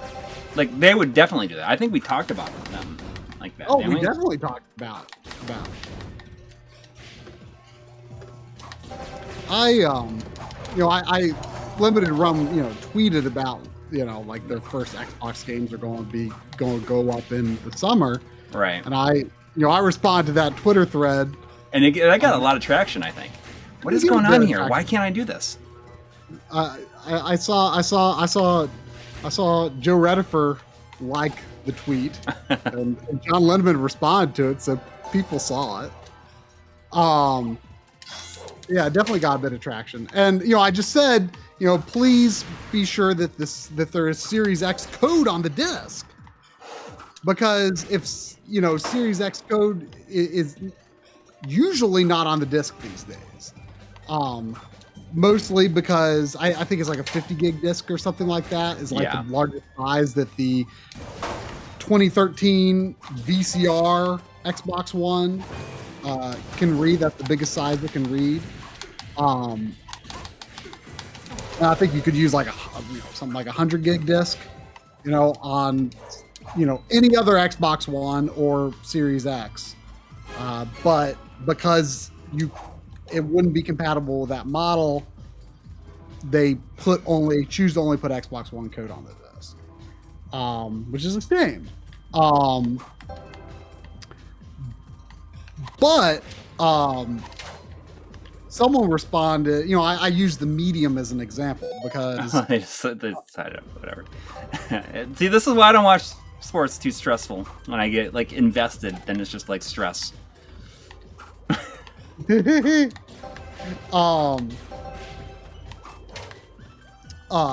So oh shoot. The medium, I tried doing some offline installs lately. Right. So Guardians of the Galaxy, it fully installed it, but it didn't have the little XS in the corner, which indicates that it's optimized. It's a native Series XS version. Mm-hmm. It didn't have that, and it wouldn't even let me play it. I bet if I installed it on my Xbox One, I could play it without going on. I assume. I don't know for sure. I'm just guessing.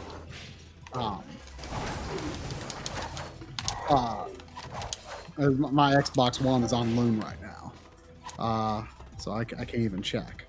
But it wouldn't even let me play it. It was like, you have to connect online and do smart delivery and whatever. So it wouldn't even let me play in backwards compatibility mode or anything like that. It was like you have to play the native version of this, and that didn't come off the disc. But then the medium is current gen only, and that installed and booted off the disc without ever going online, which is nice. And someone responded in that thread, point out that Demon Turf, which is a 3D platformer, published by Playtonic, that I'd been kind of interested in. It has a really unusual art style that looks kind of interesting.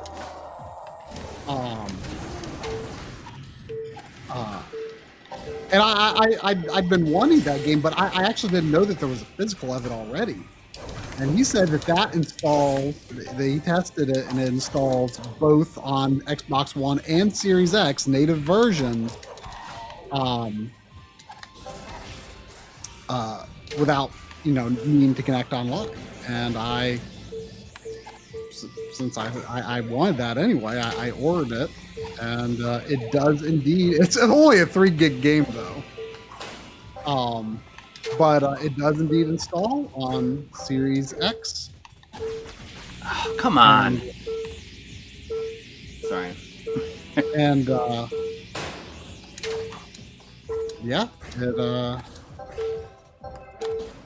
it install on Series X and boot it without ever going online. So that's pretty nice.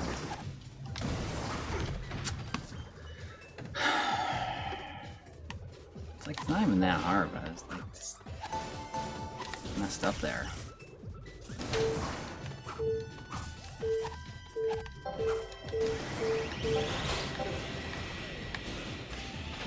Anonymous says modern physical is pointless. Retro physical makes sense. And then Lord X Musion says wrong. Modern physical is the reason to own a console, and that's actually kind of true. I mean, I kind of agree with that because like that is the primary reason I rarely play PC. It's because I like buying physical copies of games. Like whether that's for some sort of long-term preservation or access reasons, or whether that's for just me liking to put stuff on my shelf. I guess it's a little bit of both. It gets me thinking. I'll after you finish your thought, I'll get going to it. Well, I think it's good though that people do both.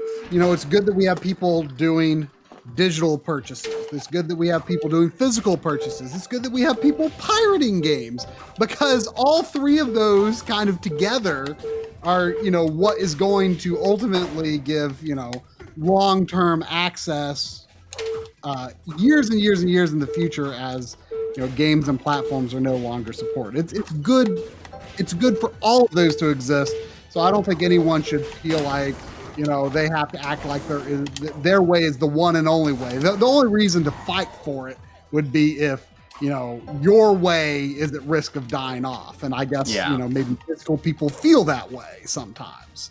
That their way is at risk of dying off, and it shouldn't die off. So, you know, and you know, the thing is, there's still this mentality out there, I think, that the disc is just a coaster. And that's really not true. Like, okay, you know, PS3, Xbox 360 era, games launched in a bad state a lot of the time. Yeah. That's not, as definitely not, does not feel like that's the case, at least with, like, from some developers. I mean, certain ones. Yeah, I mean, there's you know, there are absolutely exceptions, and there are times where, like, for example, Guardians of the Galaxy, you know, it got its ray tracing patch, like, I think a month or two later or something like that. You know, that ray tracing was not part of the game on consoles at launch, but it came later. You know, so little features like that sometimes are added, sure, but for the most part, most games, I think, are in a pretty good state at launch. Better on average, I would say, than they were, you know, a decade and a half ago. Oh, there's an extra life up there. I get disappointed every time I miss an extra life. Can I get up there, I wonder? No. So I had a thought the other night. I don't know if you saw me, like, write to you about this. About how, you know, like, you know, I'm deciding, like, games that I really like, I'm playing through twice this year. Like, that's my... Yeah.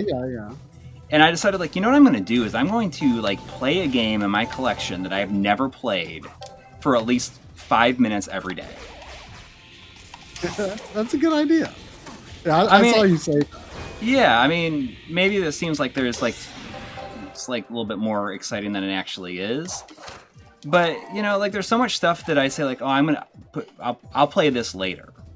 And I know that you have a pretty good habit of, like, just playing games, like, in the moment, I guess. Like, you say, like, I'm just going to try this out because I just got it. No, I mean, that's actually more of a recent habit, though. Like, I don't... I mean, I don't always do it, but I do, like, ooh, like, I'm just curious to see what this looks like. Yeah.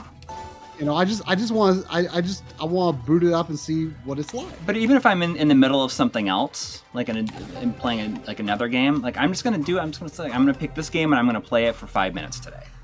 Yeah. And because, yeah, I mean, and maybe I'll find something that I really like and I'll be like, oh, I want to play this next, or I can... Yeah. You know, just because there's so much stuff that I don't, I guess. Absolutely. Well, and I mean,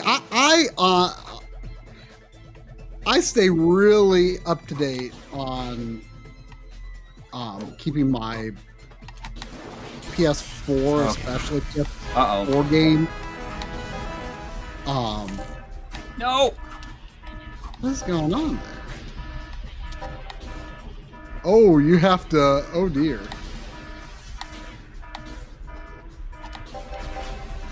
Ooh, this looks intense. It is. Yikes.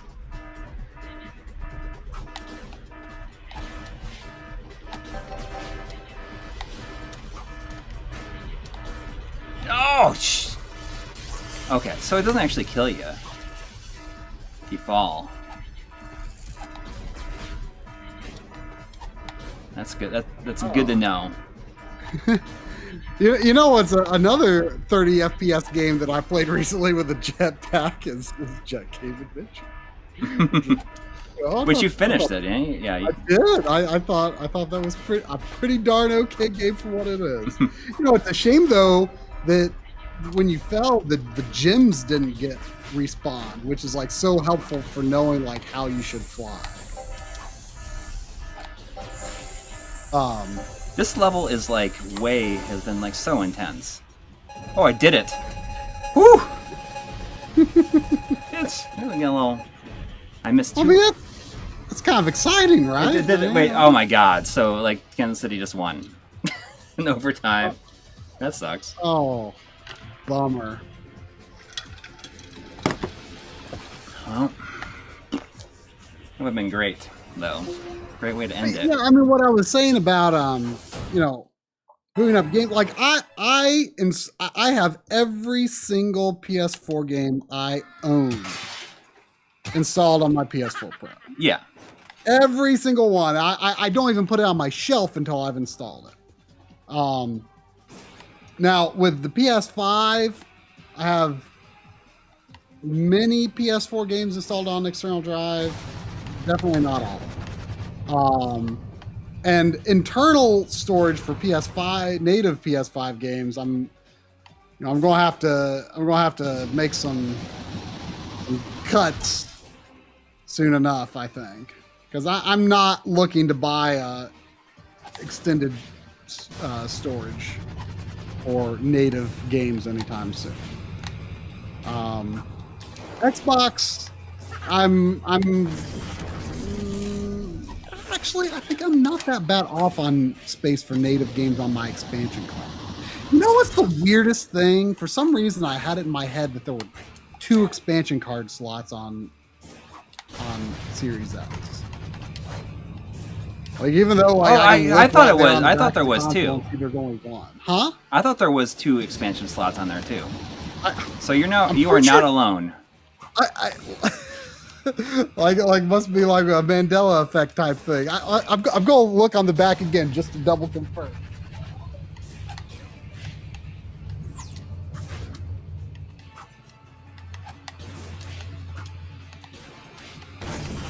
No, there's just 1.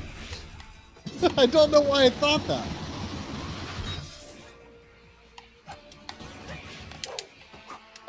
That'd be nice if there was more than 1, but anyway, I'm okay, I think, on space for native games on Series X.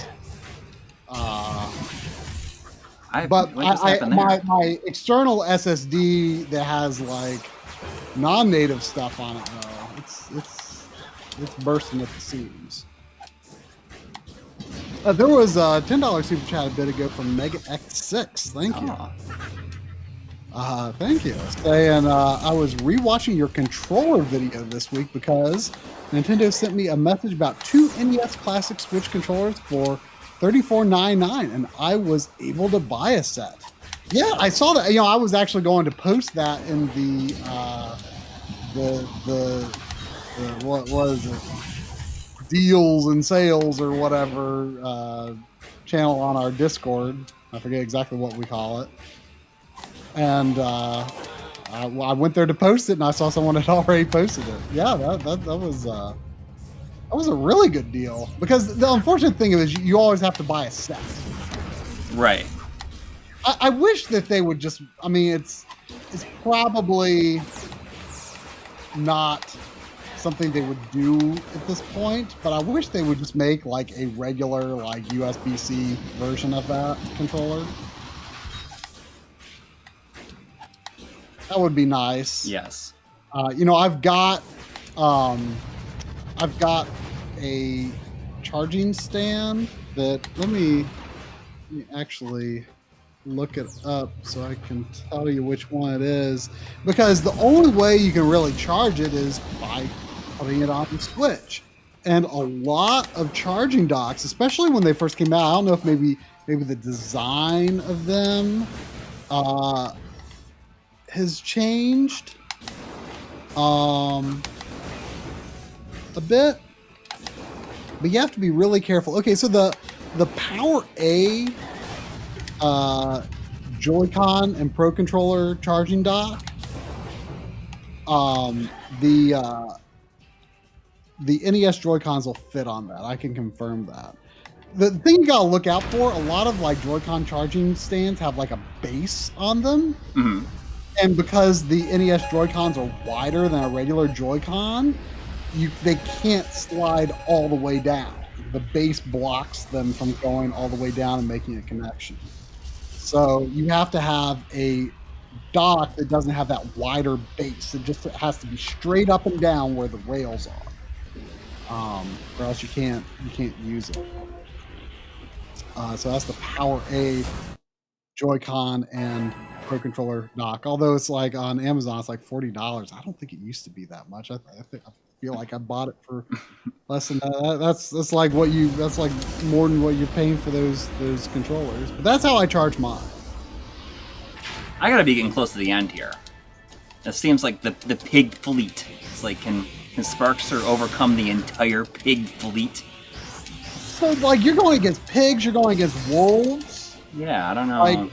Like wolves, well, pigs were the first game.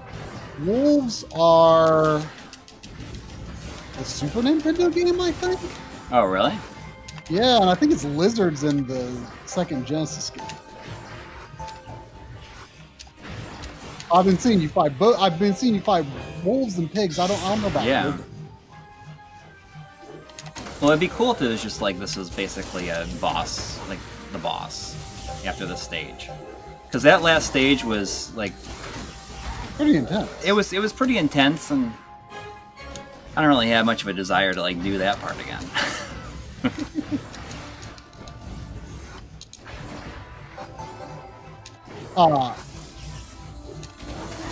I mean, it certainly doesn't seem like it's a bad game. No. I mean, it's.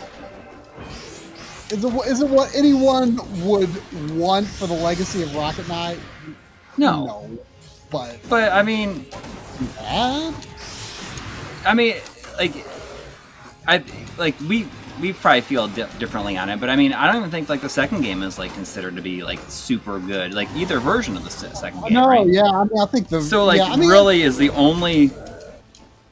Does it really matter? I mean, when you in that regard, is only the first game considered to be like good? The others, I think Sparkster on Genesis is generally considered good, but like nowhere close to the first. Yeah, like I streamed that once. I never got around to finishing that though. It was. So it makes you wonder though. I mean, I wonder how like much people were like clamoring for this. Yeah, based I don't on know. that. But yeah, I mean, the first one is the only truly great. Yes, and it is truly great. I mean, it is unbelievably good. Yeah. It's just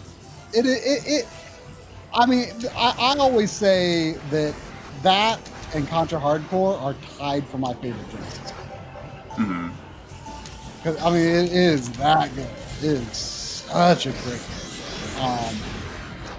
And Sephi was actually the one that recommended it. I saw it at the Grit, and me and Drum and Lynn went there for my birthday. That was the first time we'd ever been there. You know what else I saw there? What? An Extra Life? I mean, I could have gotten for you was had Die Hard Arcade. Just sitting up there on a shelf, and it sat full on its outer case. It was like $20 or $30, I think. Oh my gosh! I know, and like I didn't know anything about it, and I texted a picture of it to you. And you're like, "Oh, how much is Die Hard Arcade?" Yeah. But by the time you'd respond, we'd already left. Had I known, really though, I would have. Had I known, it was like $30. You say like $20 or $30? I think so. But I mean, it was a good many years ago. Yeah. But I bought you Quake 4 that came with Quake 2 today. for $10. I feel like that was a good deal. Yeah, is that kind of gone up a bit? No, I don't think it was ever like cheap. If I knew curious. though, if I knew at that time what Die Hard Arcade was and like why it was so notable, why it was such a crazy and awesome game, like I would have. I mean, you were like, nah, don't go back for it, but like I would have now if I had known. Yeah. I got the Japanese version of that last year. It's a great game. I like that it gives me the option to skip the cutscene, and it's like behind the word continue. It's like just totally overlapped. You can't really tell. I noticed that. I wonder if it's that way on 360 or if it's like a backwards compatibility glitch. I mean, I don't know. You don't tend to see backwards compatibility. Face Lord is saying Quake 4 with Quake 2 is for $10 is great. Oh, that's exciting. Ooh, is this going to be? I really liked the bit I played of the the Night Dive Quake is on Game Pass, or at least it was on Game Pass when I did my free trial back when I was working on the projector video. Oh, this looks like a final boss. If it's not, it's like a level. It looks like.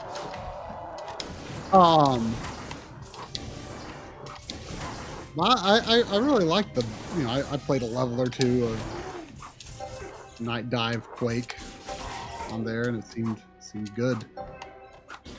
So on your limited run, you remember Limited Run put up a PS5 version. Right. I switched it to PS5 version. Sometime later. Well, I did too. But do you have like 2 orders now? No, I don't think so. Like my original order never got deleted. Well, it's probably like some sort of notation in their system. I don't know. Like, because I've got like 2. There's like 5 games in that order, so like I hope I'm not like double charged for it somehow. I don't think you will be. And if you were, then you just tell them. I mean, I should double check to make sure I wasn't, but because they charge when you buy it, so. Yeah. But yeah, I've got 2 orders that are like identical, except one is the PS4 Quake and one's the PS5 Quake. Because I just asked customer service if I could do that, which is what they said to do. Oh, there was a $5 super chat from Mortimus Maximus. Thank you. Saying, thanks for all the great content. Are you guys aware of the upcoming Nintendo Switch game, Demon Throttle? Oh yeah, that's the physical only one. Yeah, Strictly Limited did it. I ordered that. Did you end up ordering that? I'm pretty sure I told you about it like multiple times. It looks like a Game Boy game. Is that the one with a cowboy or something? No, it was the what the heck?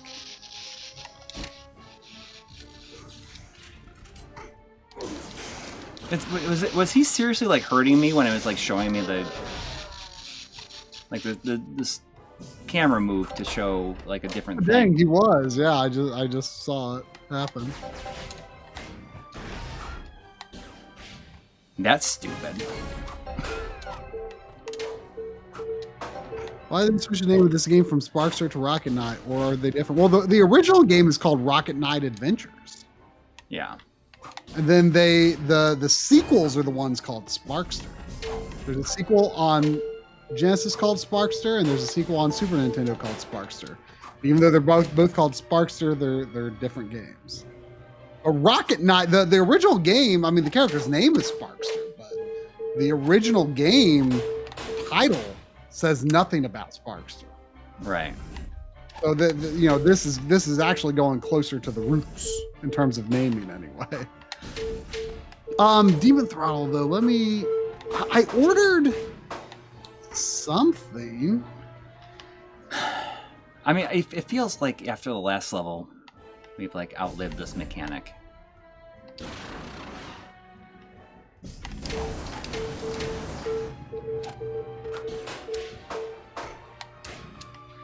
Come on.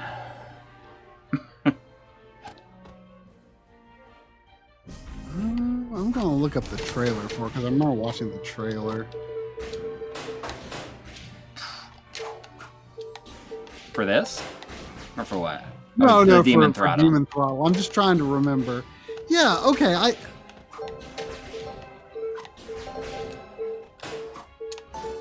Yeah, there's a cowboy in the trailer. Hmm. He says, that demon kissed my wife or something. And I guess that's the impetus for the whole game. That's that's all it took. Like it's got this like Game Boy Color look to it. Yeah, I ordered this. Is that coming soon? Ah.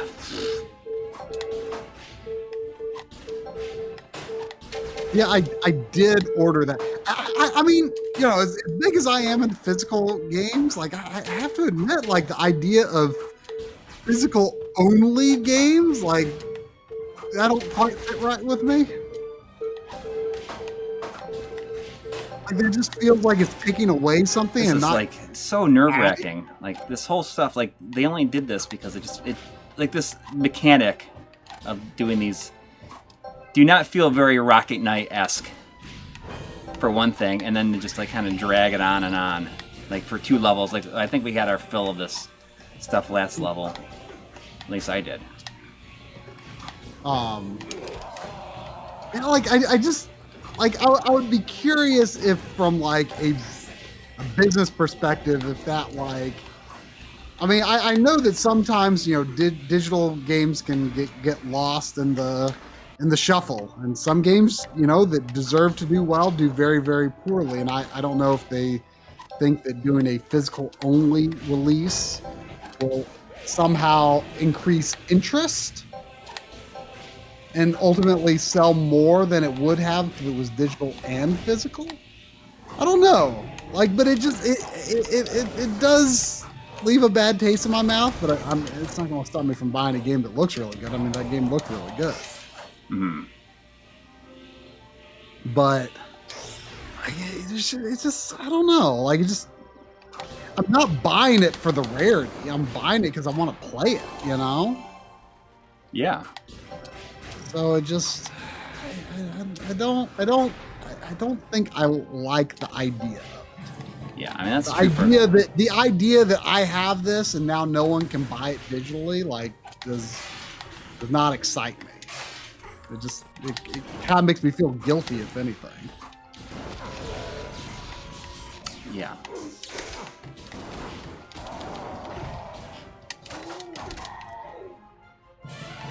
But I guess Strictly Limited's done that, and Super Rare has done that. I don't know. Yeah, well, they're doing like I don't know what that is. I think that those are games developed to be physical only too. I don't know. See, the thing is, like, Limited Run has been publishing games and like funding development of stuff like Shantae on the you know, the current gen versions of Shantae 1, you know, the emulated versions, and River City Girls 0. Like Limited Run, as far as I understand, I think is like instrumental in making those happen.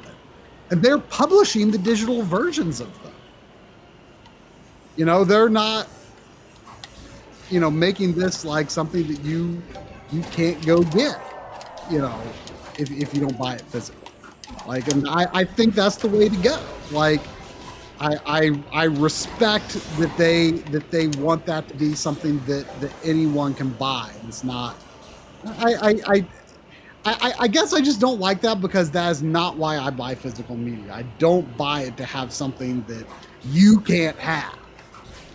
Yes, you do. You know? Huh? You tell me all the time, like, you only buy stuff because you don't want other people to be able to get it. Yeah, that's exactly it. That's exactly why I buy games. You know, I see all these games seen out on the at a convention, and I'm like, I better buy these before someone else gets them. All of them. yep. I mean, I didn't even want this, but I needed it because I didn't want anybody else to have it.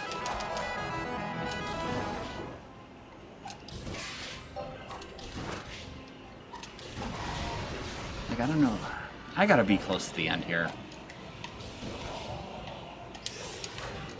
I mean, this is totally Last World. Yeah. I hope that I'm almost done with it.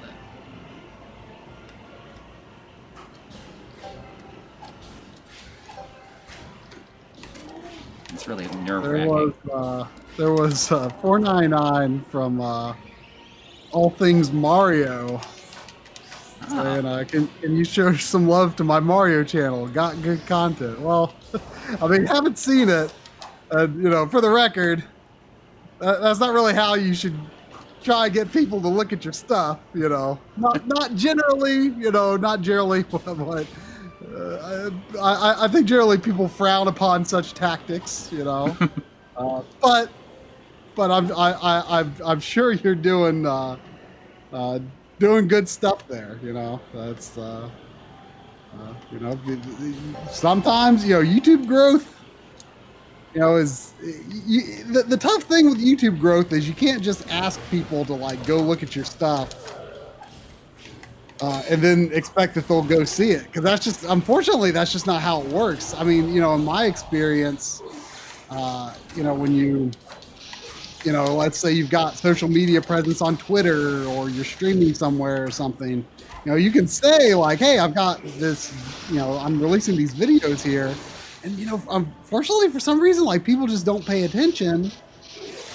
You know, like, the real growth on YouTube just kind of comes natural. Oh, that's a checkpoint. This has got to be. You know, through the algorithm, you know? I mean, as much as we all hate the algorithm, that's how it works.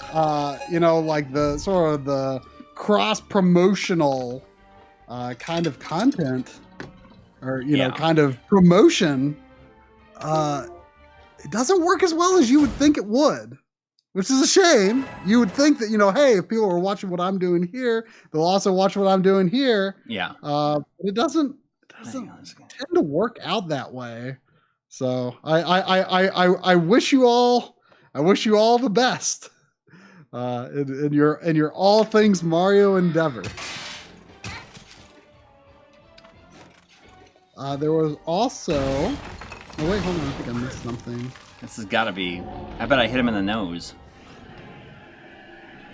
Did I miss? Oh, I did miss. No, well. I can check too. Yeah, can you check Dalton DiMartino? Let's see here. Yes, there was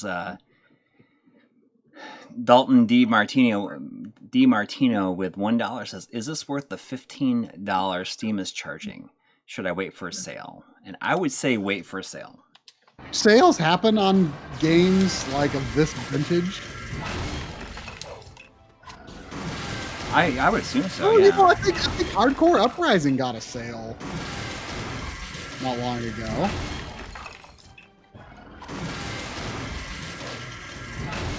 Or maybe I'm misremembering. It was like, it might have been like a Games with Gold type thing.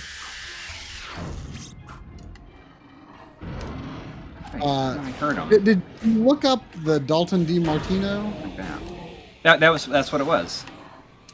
What? Dalton DiMartino's. Yes, it just was worth $15. Oh.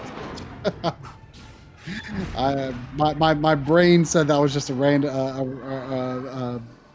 random. Like this robot, it's like kind of creepy looking. I gotta say. Yeah, it is.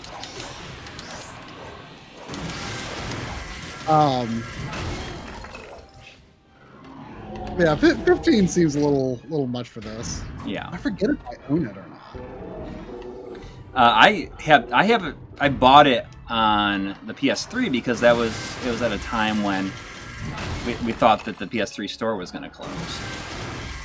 Yeah, and then this version was free with Xbox Live Gold. Okay. There was $5 super chat from For the Love of the Game. Thank you. Saying there's been new Saturn homebrew and translations like every other week. What translation are you most excited for? Will we hit peak Saturn soon? I mean, we're definitely going to hit peak Saturn once the Mr. Core is out. Yeah. I know that there was a translation of Ease 1. It's like on the Falcom Classics. It was just released. I should grab that.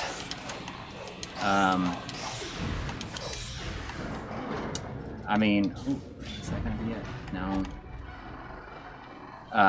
That's the only one I can think of immediately that is like a recent release. Yeah, I unfortunately am not super plugged into what's up and coming. Oh, come on. Are there like meters in his nose? Yes, there is. I don't understand what the point of that even is.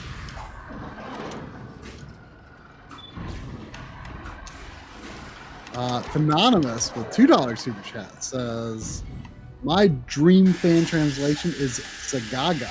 Maybe one day. Oh yeah, that would be amazing. I heard that name, but I don't really know what it is. It's kind of like the Dreamcast game where you like are running Sega.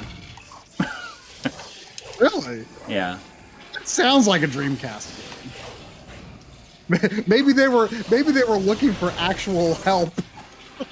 Maybe that game was a cry for help. When they knew that the console business was doomed. Yeah. I think that's kind of the idea behind it. How do I hurt him? Okay.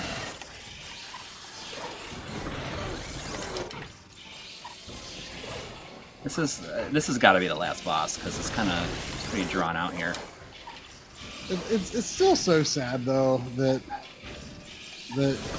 you know the Dreamcast ended up like it did because like just the passion people still have for that system is fervent. Yeah.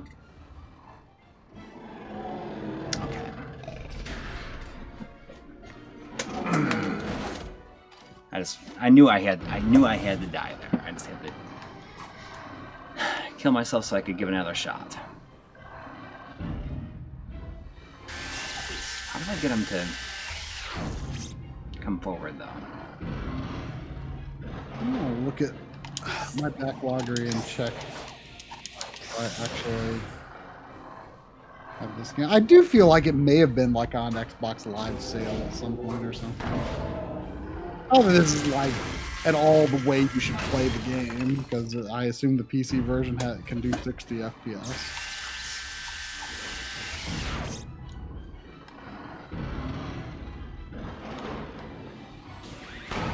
Oh, I can hit him. Oh, I guess I don't. Yeah, I guess I probably don't actually own this. When I push for Rocket Knight, it only brings up Rocket Knight Adventures. Okay, so when he goes down, and he comes.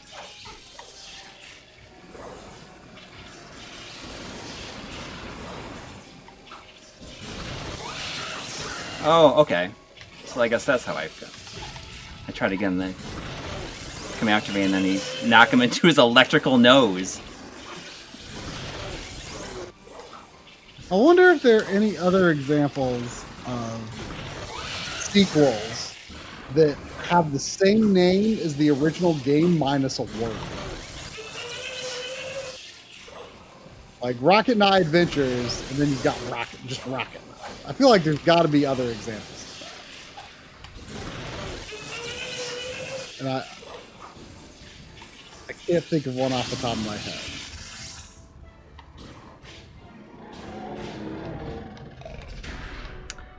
It would be nice if this was the last guy. Well, I don't know. The first game does really fool you at the end. Yeah. With like a really intense. I'm sure they're going to be looking to do the same thing final here. form. It's like not that hard, but you're just like so nervous at that point that it becomes much more intense than it needs to be.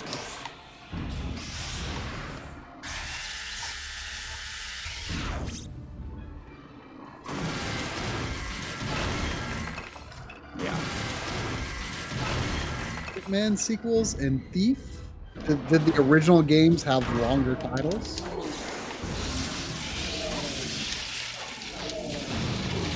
I'm not come about, on! Like then the stupid... That guy kills me. He was like... I'm talking about like Doom 2016, where it's just the exact same name as the original. Oh man, you were so close. I know.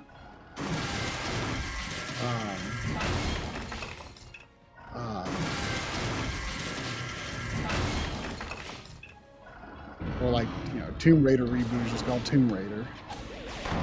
I'm talking about like if the Tomb Raider reboot were just called Tomb.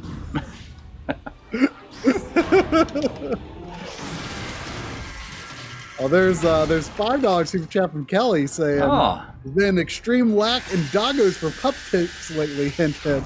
Except dog stories and pup dates too." Sandy was being rather rambunctious earlier in the stream. Just calm down, Sandy. Sandy, Kelly wants to see you. Sandy, Kelly wants to see you. Come here.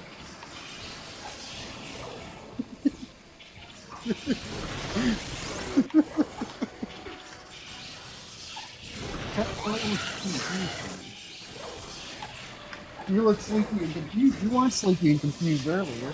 Come here.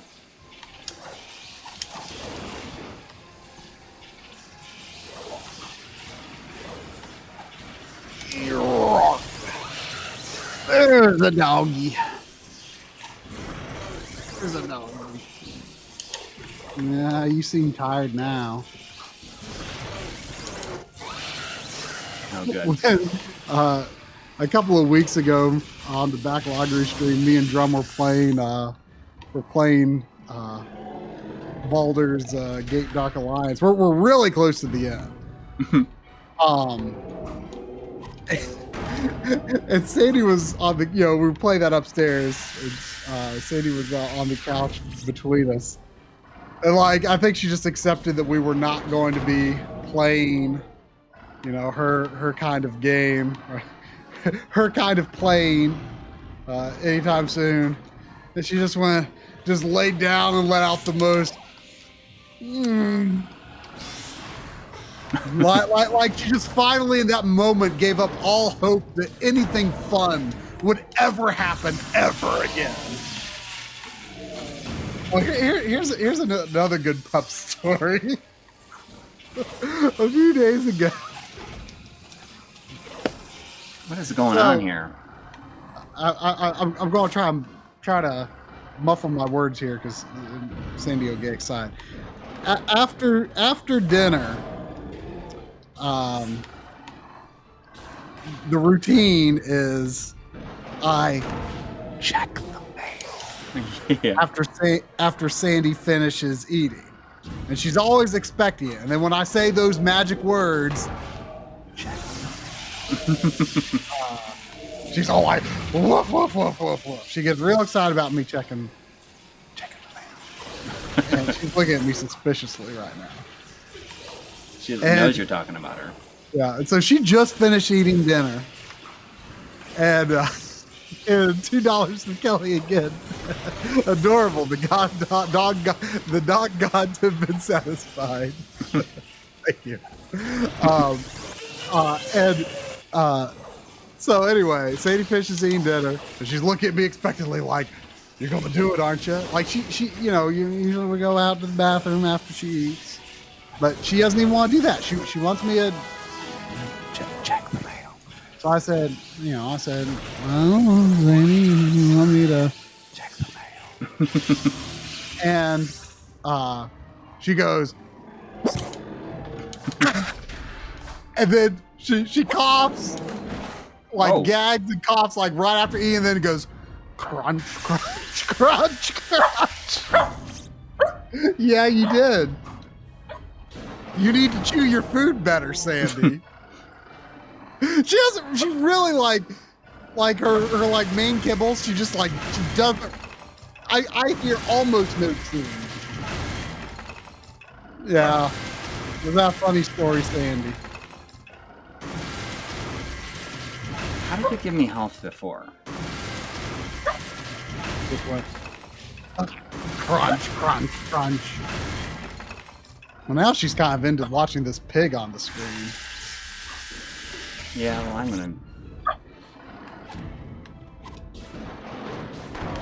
I'm like annoyed with my lack of progress here. Like it's not hard. I got so close that one time, and there's really not a lot to it. Do you lose a lot of hearts to damage? I guess here? I must, but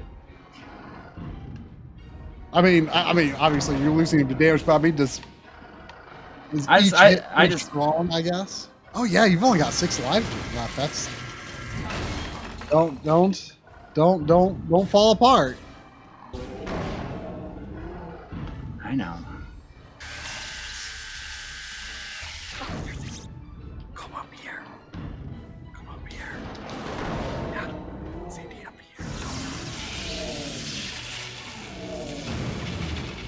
here. Nelly got spayed this week, and you said she did. Yeah, she was like so sad.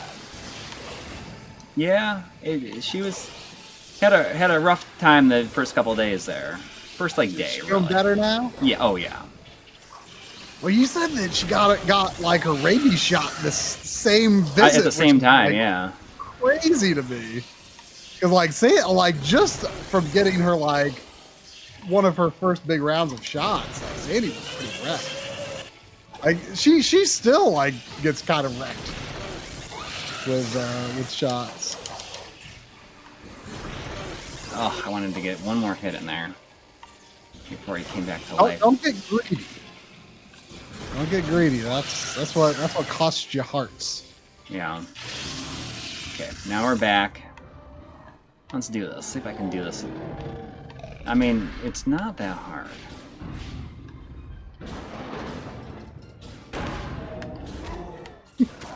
His dad says, I was sad when it happened to me, too. But, I mean, Sandy was she was very upset that day. And just, like, couldn't get settled, was just crying and crying and crying and crying. But the next day, she was fine. You know, obviously played very gently with her. But she was, she wanted to play. She had the energy to play. But she was just very sad.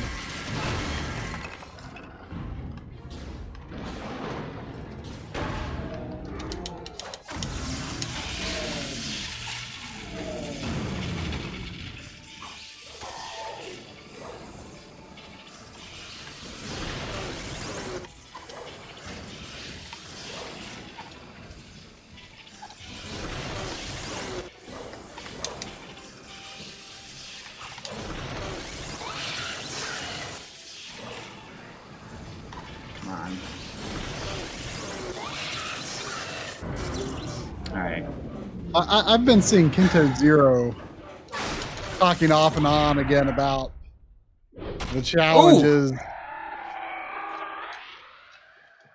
they're having with some game, and I have no idea what game it is. I got an achievement. The Elhorn. Maybe they're just trying to trick you. Zephyrus Savior. I think that was it. I got 2 achievements. Did I beat the game? You got only 2 achievements in this game? Probably one for beating the beating it on easy, and one for being on normal. I think. I don't know. I don't know why there would be 2. Because there was no. Oh, that was like that's the ending. It's like that was the ending. Is that people from the town like came around and like all clapped their hands to him, and then he flew away, and it's like the ending. Well, I probably didn't want to load in another area for that. Yeah. Maybe there'll be another scene because see, he's flying toward the left, so he's going back home. So maybe there'll be another scene when he gets home and could be a farmer again. Yeah. Where he can live out the rest of his days. I mean, like the storyline, it says it's been 15 years since Sparkster last wore his armor. Really? Yeah. I wonder if it actually had been at that time. Well, this came out in 2010, so if it came out probably in 95. 95 sounds about right. Yeah. For in real time. Oh. I don't know. I'll have to replay this though tomorrow so that I could get footage of it. Oh, that's true. But if you were playing this off stream and you already got footage of it, would this be a game you would play through twice? No. I don't know. Like I feel I've definitely had my fill. But it's not bad. Doesn't seem bad. No, it was not a bad game. It was just okay. Yeah, it was just okay, and I can understand why a lot of people probably don't even remember it. I think would be a perfect style for a Rocket Knight reboot, or remake, reboot, whatever. Mm-hmm. Would be the Dragon's Trap and Streets of Rage 4. Oh yeah, like that's our style. Their style would be perfect for it. Yes. Drama. Wow, it's true. Beautiful Joe 99 says now it has been almost as long between the original Rocket Knight and this reboot as it has been since this reboot. Wow. If this came out in 2010, I mean, it's 12 years old now. I mean, think about that. Since it's almost as long as it was between Sparkster and this, then. Pretty crazy. Yeah. Marquis on the Backloggery has a stream directorship tomorrow. Mm-hmm. And we're doing Streets of Rage 4. Oh, so you have not played it since we streamed it. Oh yeah, I know you haven't played it since that stream though. I mean, I've booted it up, but I haven't played through it again. We got hang on, we got a post-credit sequence. It's gonna be a teaser for the Rocket Knight video game universe. He goes in there and Solid Snake's in there. And he says we're putting together a team. Like that would like bring the house down, right? Played YY World 2 a few weeks ago. Uh-huh. And we were like joking about what if there was like a Konami cinematic universe and like everything was like leading up to like the YY World movies. Where they all come together. Yeah. They completed arcade mode on normal, complete all stages. Oh, completed arcade mode on hard in a single playthrough. Completed gold Sparkster mode. But anyway, I was I was saying about the Streets of Rage 4 directorship. We were of course going to play that in person, but Drum's been kind of sick lately. Mm-hmm. Hasn't, as far as I know, hasn't tested positive for COVID, but he's just had a cough, so he's going to stay home. So this is another value of physical media. Although like I was saying earlier, it's good that people do both. Well, so we originally got review codes for Streets of Rage 4, and that's how we were able to stream it. Well, and of course, being me, I gotta get a physical copy of a game that good, even though I can just play it digitally. I actually have 2 physical copies because I also got the PS4 version. But later on, I did anyway. I couldn't resist. Mm-hmm. But anyway, since Drum's sick, I dropped off my physical copy at his house today. Oh, cool. And we can play it online because I can let him borrow the physical and I have the digital. Yeah. So, that's cool. This is, all the way back to the, you don't have the DLC though. The DLC, you don't have the DLCs with it. I actually ended up buying the anniversary, or not the anniversary. Yeah, it was the anniversary version of it. That has the DLC on the cartridge. I think that's the version I have, but then obviously I wouldn't have that on my download. Right. Oh yeah. I think that's the main reason I got the Switch physical, because it has the Mr. X Nightmare on it. I pre-ordered the PS4 physical because we weren't sure if it was going to be good. Right, because there were apparently some issues with I think a PAX showing of the Switch version apparently had some frame rate problems. And so we were like, oh, well, the PS4 version is probably going to be better. Well, it turns out when they launched, they're identical. And so I kind of regretted getting the PS4 version then. But then, your HDR is on. I know. I fixed it. Oh, okay. You put your LUT on. Yeah.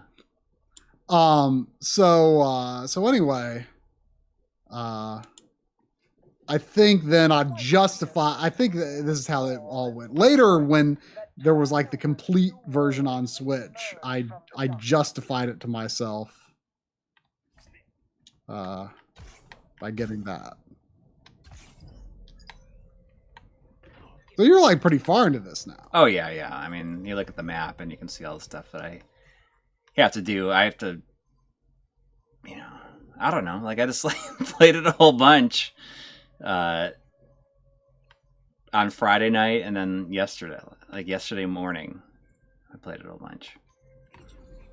I mean, it's just such a dumb game, but in a way that is fun. Yeah, I mean, dumb games are that's some gaming comfort food for you right there. Yeah, exactly. And you got the wingsuit. I got the wingsuit. his running animation. Yeah, I've been I'm trying to parse exactly how his legs are moving. It's odd. Yeah, I'll change characters and all that. Some of them have different attributes and stuff. They get experience in certain areas. Yeah, that's right. But you can make a character too, can't you? I don't think so. Oh. But they don't have personalities, do they?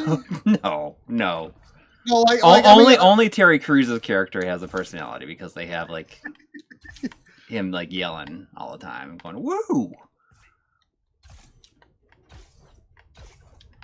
I mean, it's totally a dumb game, but you said, it's just comfort food. Yeah.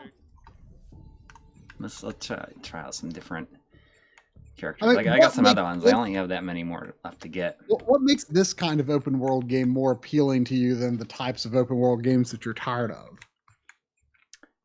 Explosives. Hang on, I want somebody with agility, because my agility is the lowest right now. Explosives.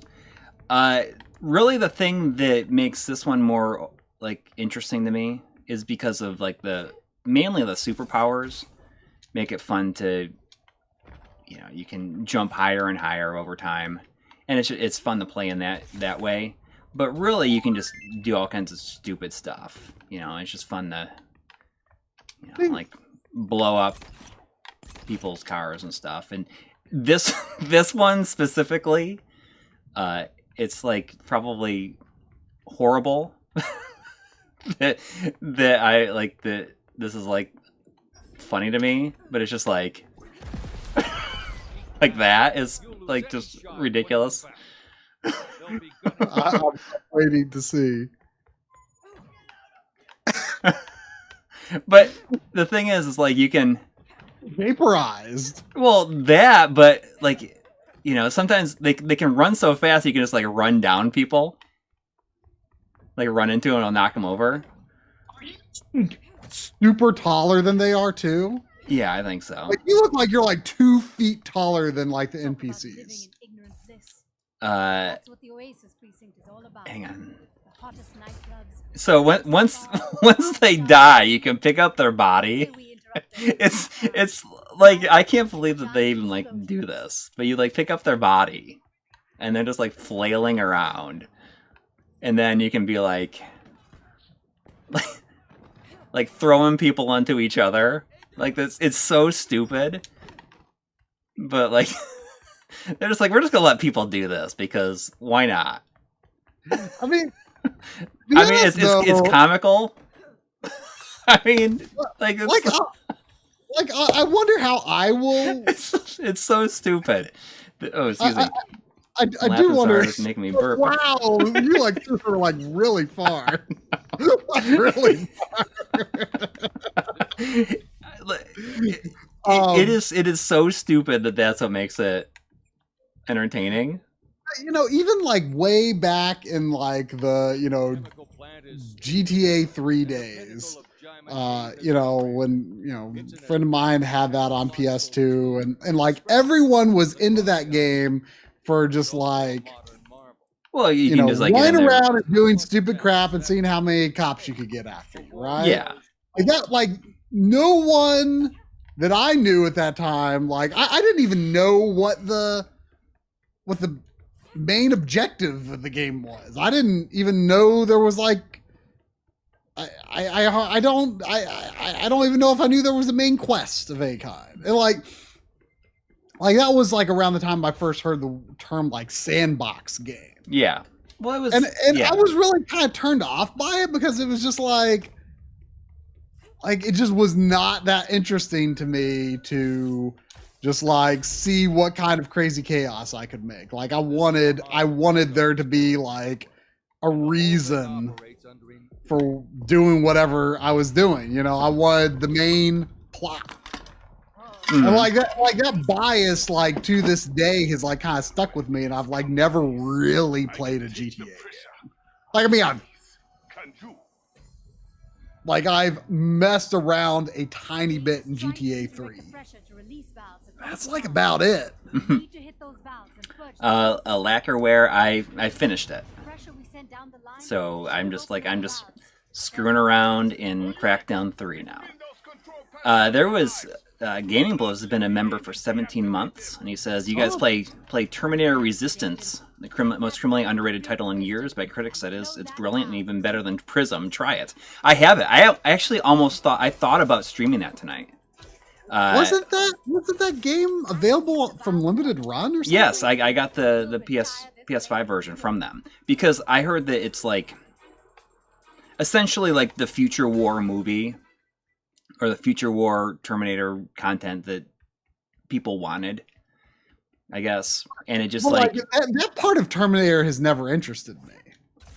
Well, this to me, Terminator is all about like, the wars in the future. The plot is, in the past or today or whatever, Yeah. Like that's what Terminator is to me. Like it's all about the time travel. I've never seen, what was it, Terminator Salvation? Like that one's all in the future, right? Yeah. Well, it's like not so far in the future that it doesn't make any sense. I mean, it's not so far in the future that it like is what you saw in the beginning of 1 and 2. It's like before that. But anyway, like I do remember seeing that there, but like I guess I assumed it was bad. Is it? So it's like good. Yeah. What's his face? Neural did a really great video on it recently, and I was like, oh man, I should play this. Like this makes me want to play it. His video does. Just as someone who is there any way to still get it, or is it just gone now? I have no idea. A distributed game? What's that? Was it a distributed game or was it one of their own games? Yeah, I bet you could go online, and if you go on like eBay or something like that, I bet you like it's easy to get. Well, I mean, I don't want to pay like a scalper price for it. No, I'd be curious to see if it even is a scalper price at this point. Okay, yeah, it's. I guess they only had the PS5 version. Yeah. Sold out. I mean, so what's it like? Like, It's a first-person Why is shooter. it good? It's a first-person shooter, but like I guess the big thing that Neural says is like, you know, the Terminators are like really scary in it, which like works really well for it. Like they feel intimidating in a way that you can't just like, you're not just like gunning them down or anything like that. Like you actually have to, you know, try, I guess. It looks like the PS5 version's like there's one for like $55. I mean, it was like $49.99, I think, when I got it. There's a whole bunch of PS4 versions. Yeah, and but Xbox there One. is a DLC just came out for it too. You should if you have any interest in it, you should watch Nero's video on it. Sure. Like that guy is like super funny. Like he's funny in a way that, you know, he does funny stuff, but he plays it straight. Like it's just like there. Where is this guy that I'm looking for? But his video is very good. And DLC just came out for it where you play as Kyle Reese, and it like, you know, I think it leads up to like the beginning of him, or like him going back in time or something like that. I saw something like his Majora's Mask 3D video, and like why that is so bad is like I am just like yes. I agree with everything you say, but I saw some. I've not seen like a lot of his content. There was something. There was something I saw at least part of a video of recently, and I disagreed with it. I'm trying to remember what it was. What was it?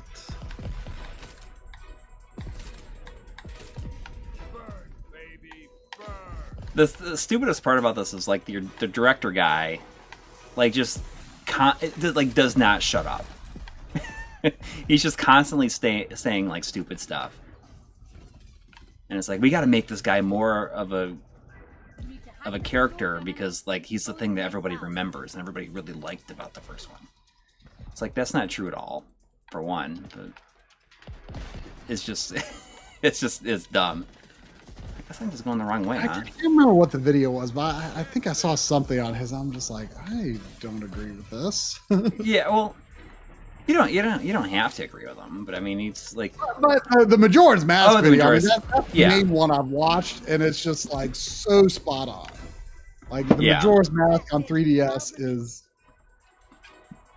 you know, he said that, you know, it feels like it was made by a guy who doesn't understand his own work. You know, basically saying that Eiji Aonuma was always like, you know, like, oh, like people thought this or that about Majora's Mask. And, you know, he never, you know, maybe perhaps almost accidentally made it as unique and special as it is, you know? yeah.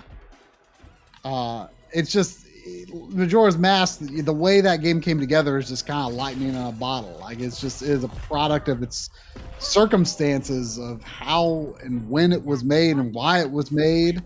And, you know, it just trying to update it the way they did, it ruined it. It really ruined it. Achievement for that.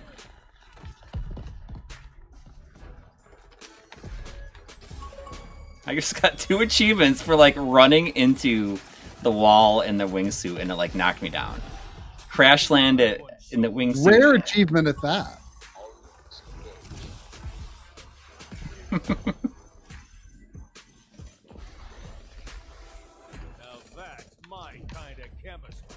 I mean, the stupid director guy.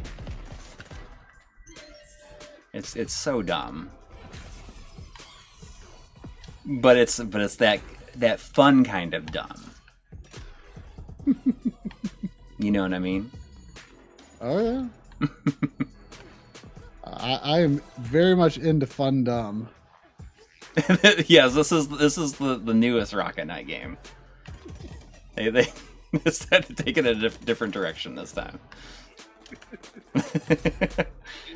You do have a jetpack. See, Yeah, that's a you wingsuit. are a rocket knight of sorts, are you not? That's true. I'm just hacking it. Have you been recording this? Yeah, I have all the footage that I would ever need of this because all I need to do is just screw around for 45 minutes.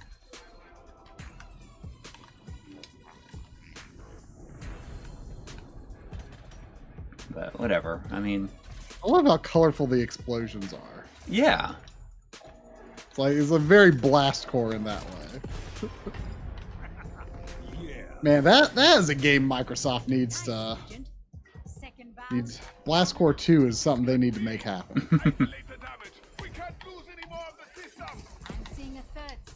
It's just such a unique game. Yeah.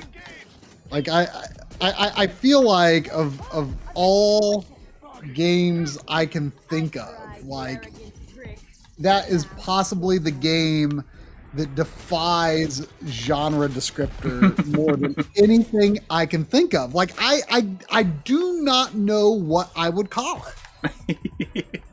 I have it too. I should really make it a point to play that because you like it so much and you have used footage of that in so many different videos. Oh yeah, that was like, Blast Core. I feel like was kind of an early.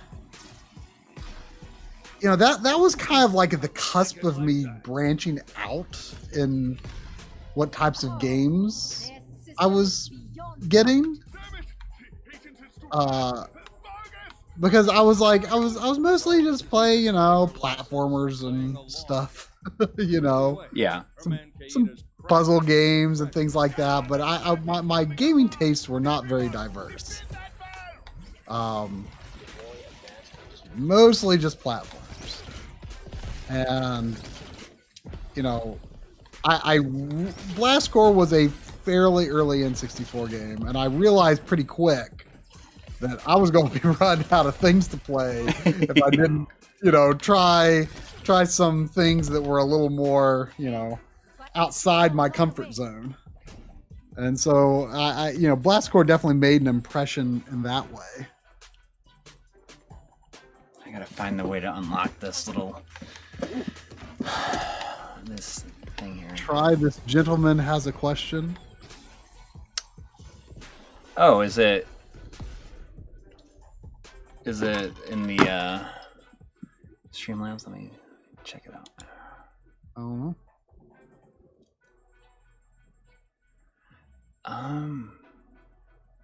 No, it's not. It's not. But yeah, I don't know what you'd call Blast Core. I mean, it's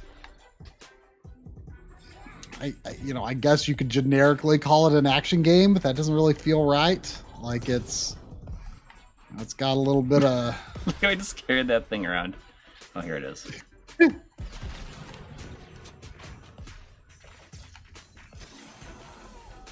Maybe he was referring to a bot. I think there have been bots. Oh.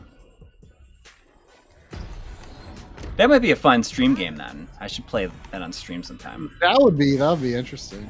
And Would you know play it so well that would probably I could give you some help for sure, but I mean it's been a long time since I've played all the way through it or anything, I mean the thing that's unique about it is there's all these different vehicles and they all play really differently. And some are definitely kind of easy to use and some are hard, but there's usually there's an introductory level for each vehicle that sort of is supposed to be a tutorial of sorts. Yeah, I guess it's an action puzzle of sorts. Then it's got the whole Pac-Man-like aspect to it with the little node things that you light up and. So what's the deal with the green explosions? It's just like a drug. Oh. It's chemical. What's it called? Chimera. Did you just say let off some steam?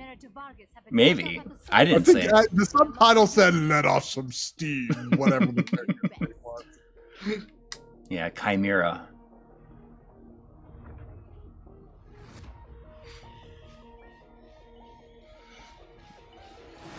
I don't know, like it's just fun to play. All right. Where are you ranking this one among Crackdown games? Exactly equal with 1 and 2. I mean, it's like literally the same game over and over again. Do you think there are in-depth rankings of Crackdown games and people really thinking deeply about it? Yes. Okay. No Vargas is volatile. All right, here we go. Yes, I know that's a Commando reference. That's why it's great. Let off some steam, Bennett. You can. Embrace your rage. Tap the Chimera reserves and accelerate your enhancement. I mean, you can drive in this game, and it's like I don't even understand why anybody would ever want to drive ever. Vargas wants to share her. No, it was true for the other ones too. Like, have you ever died in this game? Oh yeah, yeah. I mean, I've died quite a bit. You okay with the personal question? You know, Like, it just seems like you're going around being invincible. well, but I've definitely gotten in situations where I've died, and that's like why I don't mind like this time I'd put it onto like a lower difficulty level because I want to feel like I can just like just charge through everything. And I have died even on the easiest difficulty level. You know, this feels you know, in some ways spiritually adjacent to Sunset Overdrive, but much less obnoxious. Yes, and that is kind of it. You know, it doesn't have nearly as much like style as Sunset Overdrive does.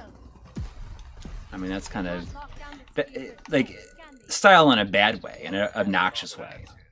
You know. I see Anonymous bringing up the Just Cause games, which I think a lot of people are kind of into those just for like the sheer destruction you can make in those. Yeah. And you know, people just like innocent bystanders like see I just died because they have these things called lockdowns where they just like send everything that they have after you. I forgot what I was gonna say. Sorry, Tom.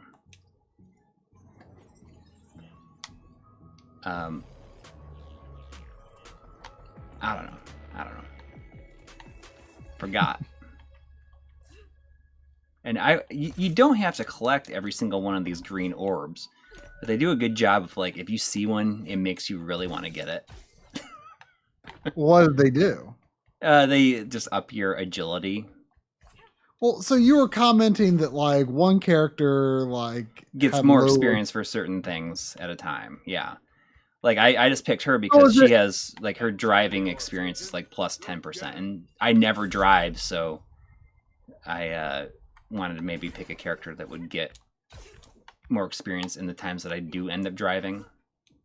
But so like, does your experience not go to all characters? Because like, why would you switch between characters? Well, no, it's like no, it goes to all characters. But I switched to her because she gets driving experience faster than other characters do. But it like it just overall makes that aspect go faster. You know, it doesn't. So just so you can be done with it is what you're saying. Yeah. I mean, I'm not like I don't drive enough to like spend the time with it. You know, like to make it. No, it's just like so. All characters share the same experience. With a character with a perk related to driving if you never drive. because you know every time you level up, you get something, like a upgrade of some sort. And last time I got like this spider vehicle that apparently can drive up walls and stuff, even though I've never tried it. I'd just be curious to see what it ends up being. I don't know. I just was doing it because,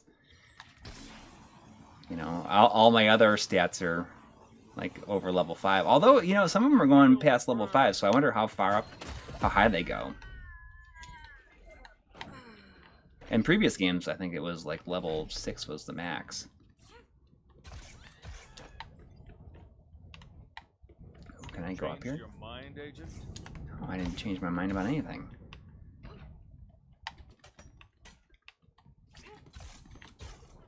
I mean, it's just a silly game where you can just...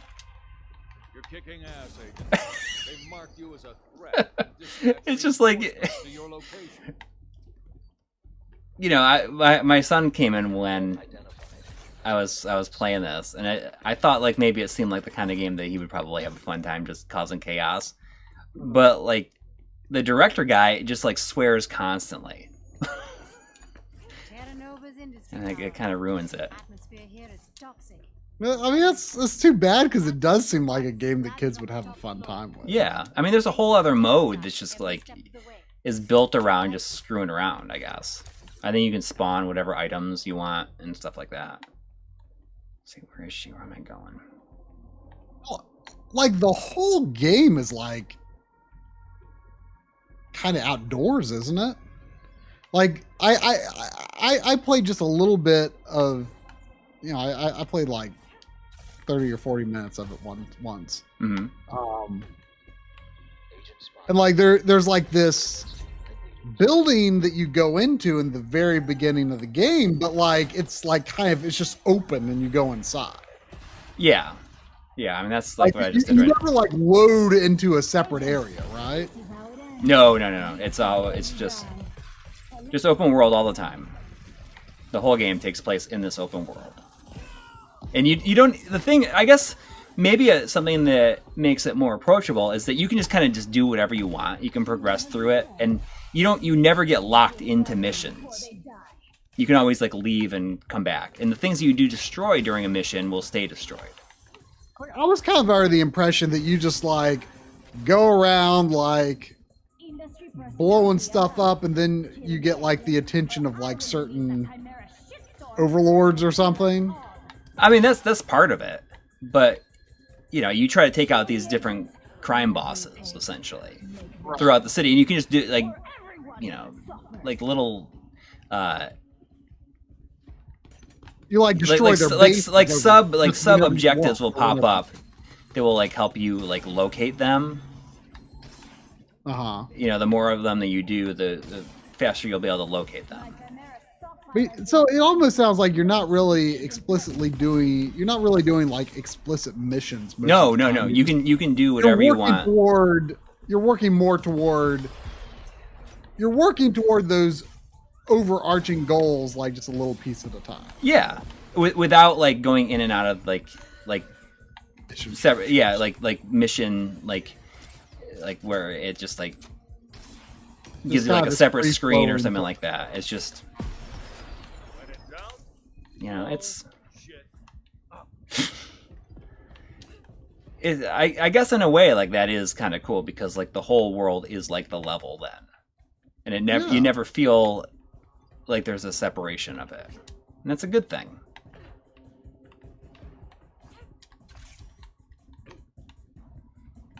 And, you know, you just get stronger and stronger. If you fail at something, it gives you a percentage of what you're like at your current strength. If you have a chance of succeeding at a certain objective.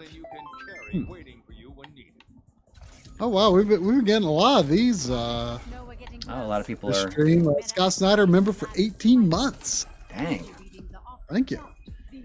Saying looking forward to the Mr. and Room Tour videos. Yeah, I'm excited to do the room tour video. Corey, what scalar did you say was in your cart earlier?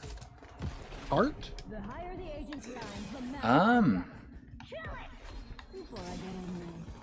You have a video cart?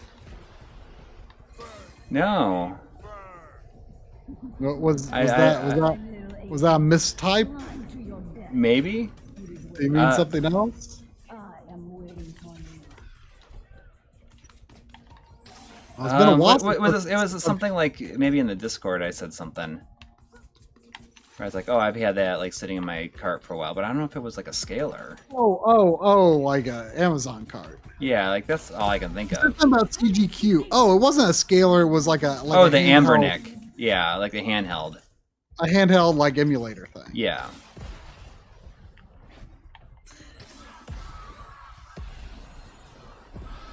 Someone earlier said it has good interpolation. Yeah, good interpolation. It just like plays a bunch of games. Oh wait, I didn't realize that wrestling with gaming was here. Oh.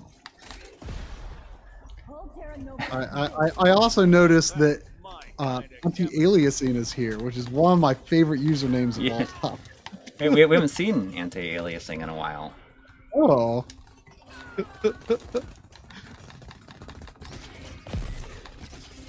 Jeez.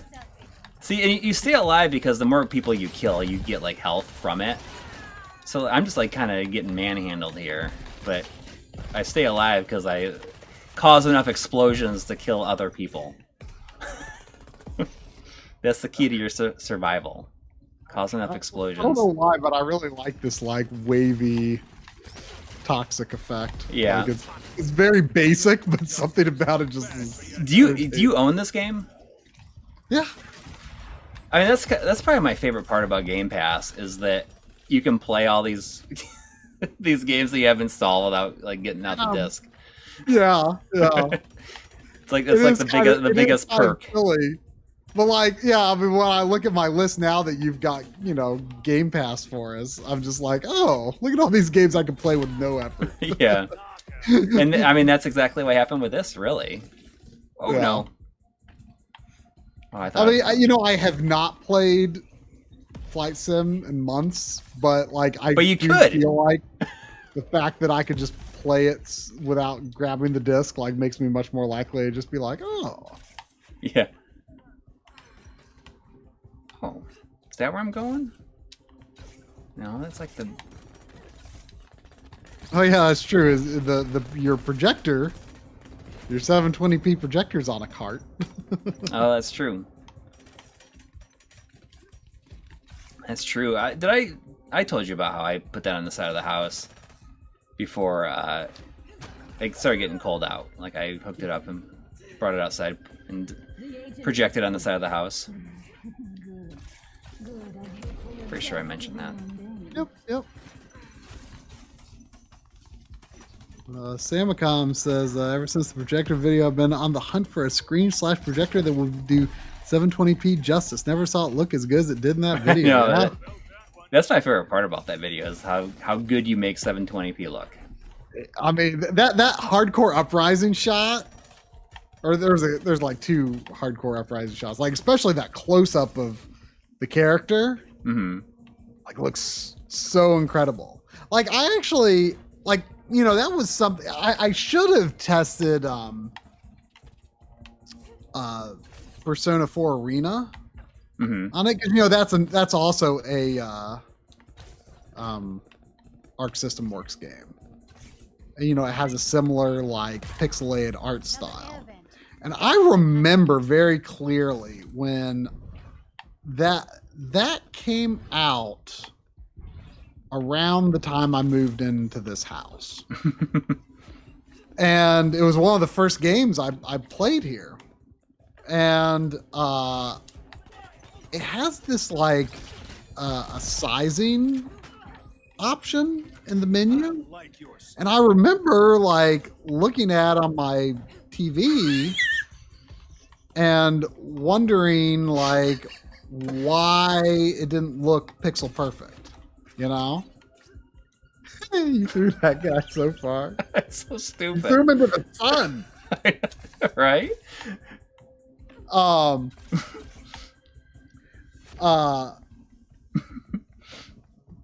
But I remember why does this game, and now that I think about it, it was probably very similar graphics to, it was probably pixel art designed for 720p, just like just like Hardcore Uprising. And I bet it also looks really good on the 720p projectors.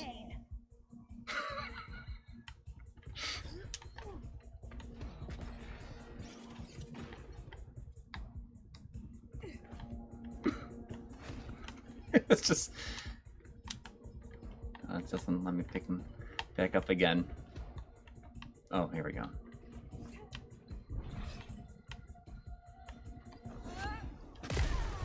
There should be like a gigantic like pinball machine that you can just like throw, Just people throw in. bodies into. Yeah. Yeah, I mean that's the kind of stuff that I think makes this game fun. Like I feel, or like it feels like wrong to say that that's like the reason it's fun, but watch this. Oh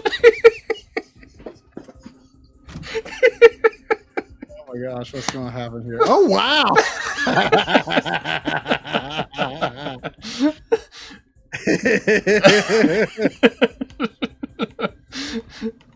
That right there. I mean, your reaction, you know, like that's exactly it. That's pretty good. Where am I going here? Okay. Man, I don't know why this just popped in my head like really randomly all of a sudden. You know what's absolutely nuts? What's that? Baldur's Gate Dark Alliance remembers like every enemy corpse you've killed. It remembers like where all the items that you didn't pick up have fallen. It remembers them on the memory card. Yeah. And like the memory card save is like not especially big or anything, but you do lose access to the areas you've been each time you move on to a new act. And there's like, I don't know, like 3 or 4 acts in the game. So every time you move on, I bet it can forget all that data. Like it's like I did not like we actually like Drum was like, hey, I'm gonna leave this here, and like I did not believe it. It was going to work, and he's like, well, let's try it. It reboot the game and reload the save, and it's just like, what? Like, how does it do that? Like that game is like kind of witchcraft. Yeah, especially for the time, for sure. Like, the image quality is like so ridiculously high, and the water effects, and like how many like trails of water can interact with each other, and like how many enemies can be on screen at once, and it just is like 60 FPS all the time, and it's just like that game is mind blowing. Have you finished it yet? We're really close. Yeah, it's a very fun game. Like I had not played that game in so long, but it's that water is like the most impressive water. It's the best water in all of it's the best water in all of video games. It is. There was actually a question on DF Direct recently that they were saying like, how much they love water effects, and they feel that like water has been stagnant and has in some ways regressed. Since Baldur's Gate. Did they talk about Baldur's Gate? They did talk about Baldur's Gate, and I think part of the point was like now that you can do these like GPU water shaders, like developers have kind of gotten a little complacent, I guess, with what they can do with water. Yeah. And they aren't really pushing, to do new and unique things with the water. like you could in, you know, Mario Sunshine or, you know, Baldur's Gate Dark Alliance. It's, you know, they were doing really, really interesting things. You know, John was, I think it was John that was saying that, like, to some extent, like, he thinks like there's like maybe fewer games that even allow you to go into the water. Where am I? What the heck is going on? Jeez. I couldn't tell where I was.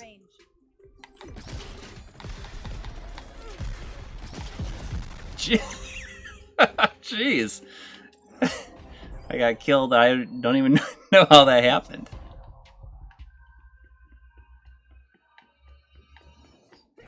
Oh, come on. You put me all back. I noticed water and thought it looked great. Great in the game was missed. Oh, yeah. Yeah. Yeah, have you tried the through the Game Pass? Have you tried the 3D, the Unreal 4 Mist? I mean, it's pretty neat looking. It's pretty neat looking. But so you have to turn the stick sensitivity down like so far. Is it just it's like unplayable? It is so out of control fast, like the looking and turning. It is so stupid. I can't believe there still hasn't been like an abduction or. Yeah, there has not been like any port for I mean, that, has there? Limited Run has done stuff with Cyan because I mean, is it on consoles at all? Huh? It's on consoles though, isn't it? I'm pretty sure Abduction can be played with PSVR. I have it on Last time you ran away, agent. good old games. Oh really? I don't. Yeah, I don't even. So I think it was have being given away for free. I think at the time. Really? Yeah. Jeez. Oh yeah, Wave Race Water was great. Yep. Like that game's another game that I think is like kind of a marvel. Like I can't believe that Wave Race was so early in the N64's life that they nailed the water effects and the physics and how it interacts with your craft and affects the racing. Like I can't believe they nailed that so hard that early in the system's life, because that's another, you know, going back to the gaming comfort foods, that's another one. Like I can just play some Wave Race 64 any old time. And the thing is, like that really wasn't like a childhood staple or nothing, because honestly, I can't even remember if my friends had it or if they just rented it. I think they had it, but we didn't. We played it and we liked it, but it wasn't like a staple. Yeah. And then I never got my own copy until I want to say it was while I was either in college or maybe just after college. I think it might have been just after college and I got my own copy. So, like, it's really Wave Race 64 is a little bit of a nostalgia thing for me, but mostly not. And that's part of, you know, why I think it's just such an impressive game. Because it holds up that well. Like you don't have to have played it back in the day. As long as you can tolerate, you know, in 64 frame rate.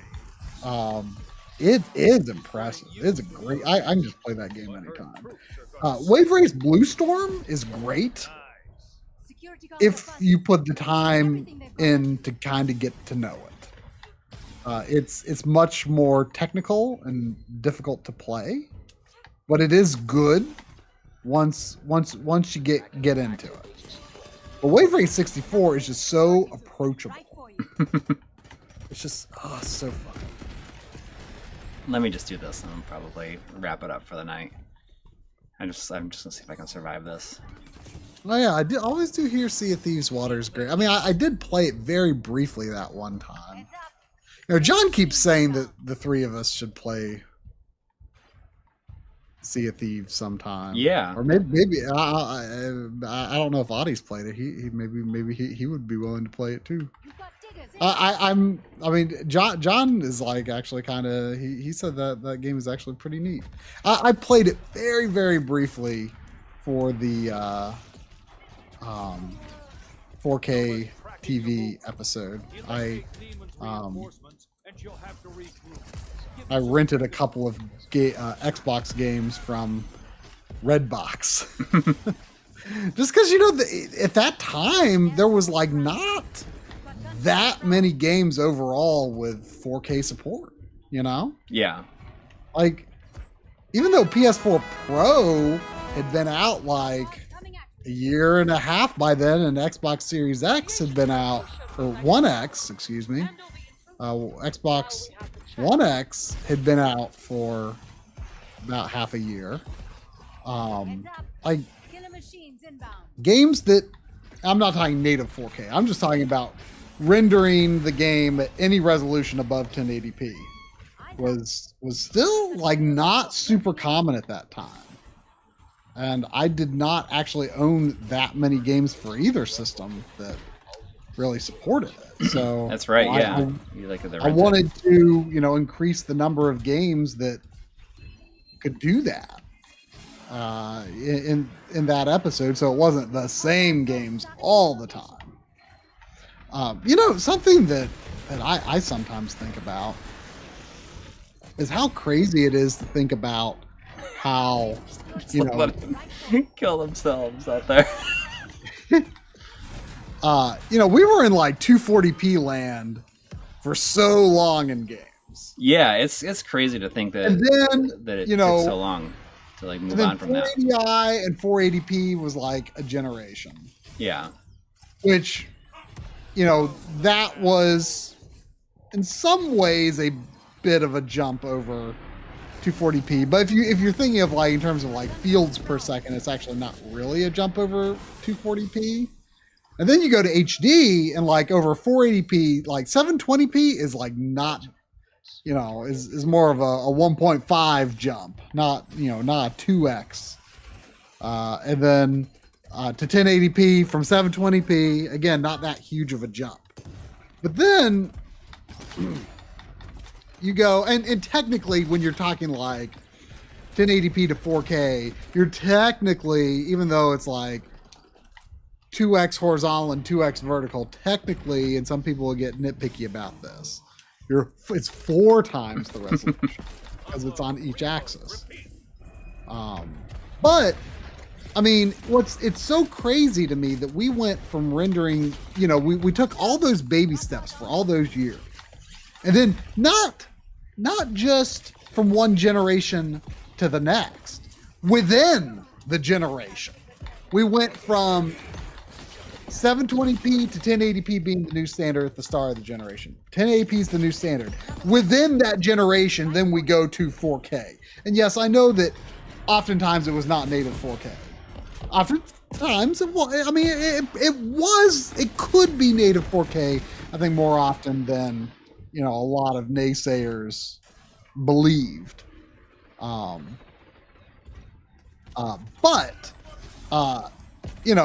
We were pushing resolutions within the generation that were so much beyond what we could do at the start of the generation, and just that kind of resolution boost was completely unprecedented. What's interesting now really is that now we're in a lot of ways we're getting some lower resolutions on the current gen stuff, because if you want to go for 60 FPS, it might be 1440p or something. Whereas, we were having a lot of like 1600 or 1800p at 30 FPS, or native 4K at 30 FPS last generation.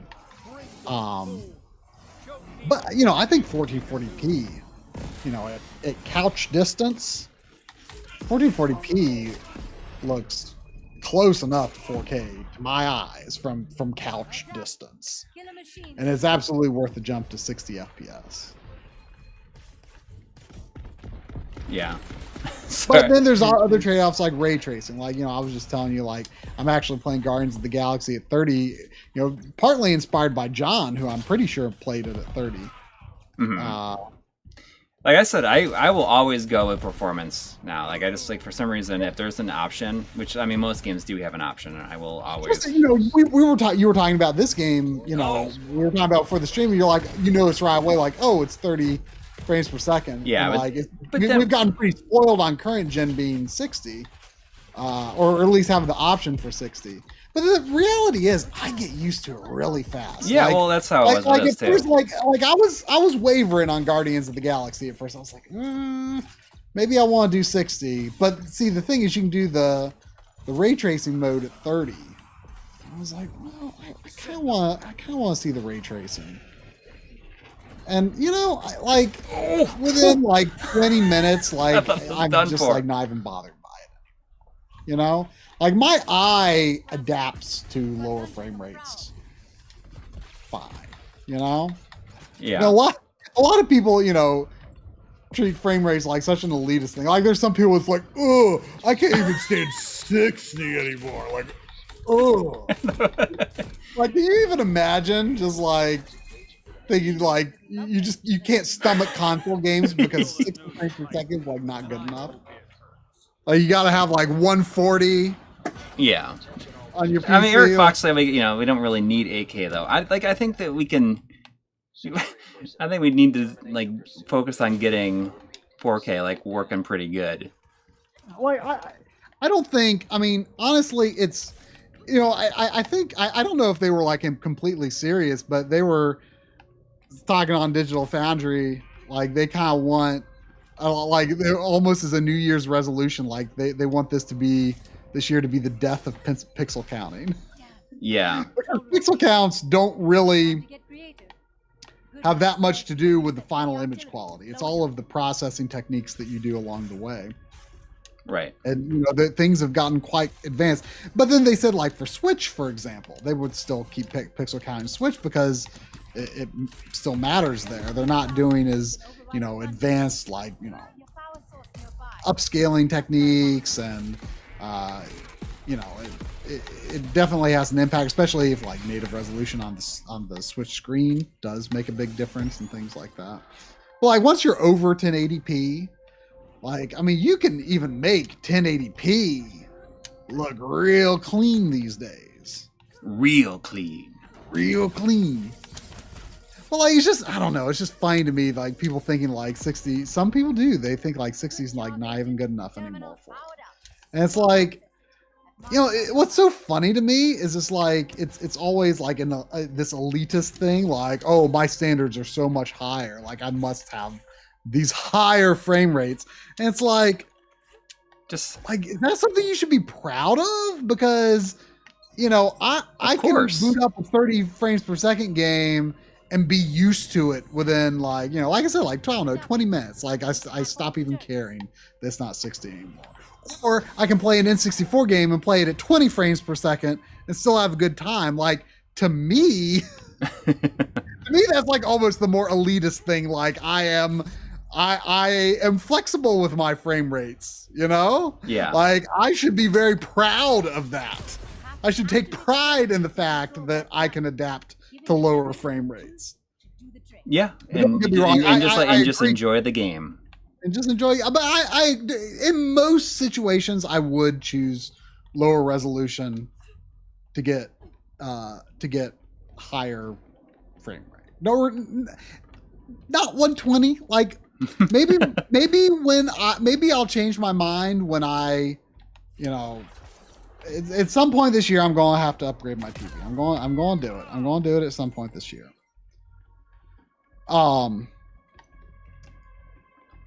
And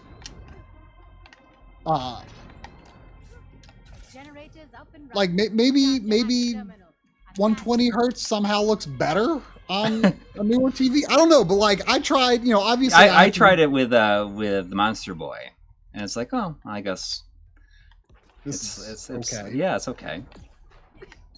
Although I did hear that Halo Reach does have a 120 FPS mode. Maybe like it would make sense in a first-person collection does. That was one of the games I tested it with. I tried it with Ori and the Blind Forest. I mean, maybe I'm not trying it with the right games. I tried it with I tried on the projector actually. The BenQ projector with Hellblade and I think Dirt 5. And it's like, oh, okay. Like the difference between 30 and 60 is super obvious in most cases. But like, I feel like if a game was just, you know, and just like a blind taste test, if a game was just like running in 120 hertz and like I wasn't told, like I probably would not have like thought like, oh, this is like unusually smooth. Yeah. Like I just like the main thing I noticed on my TV at least was that the picture was less, there was less blur. Mm-hmm. Like the picture moves, there was less, you know, blur caused by the screen itself. That was the bigger benefit over any smoothness, I thought. So I don't know.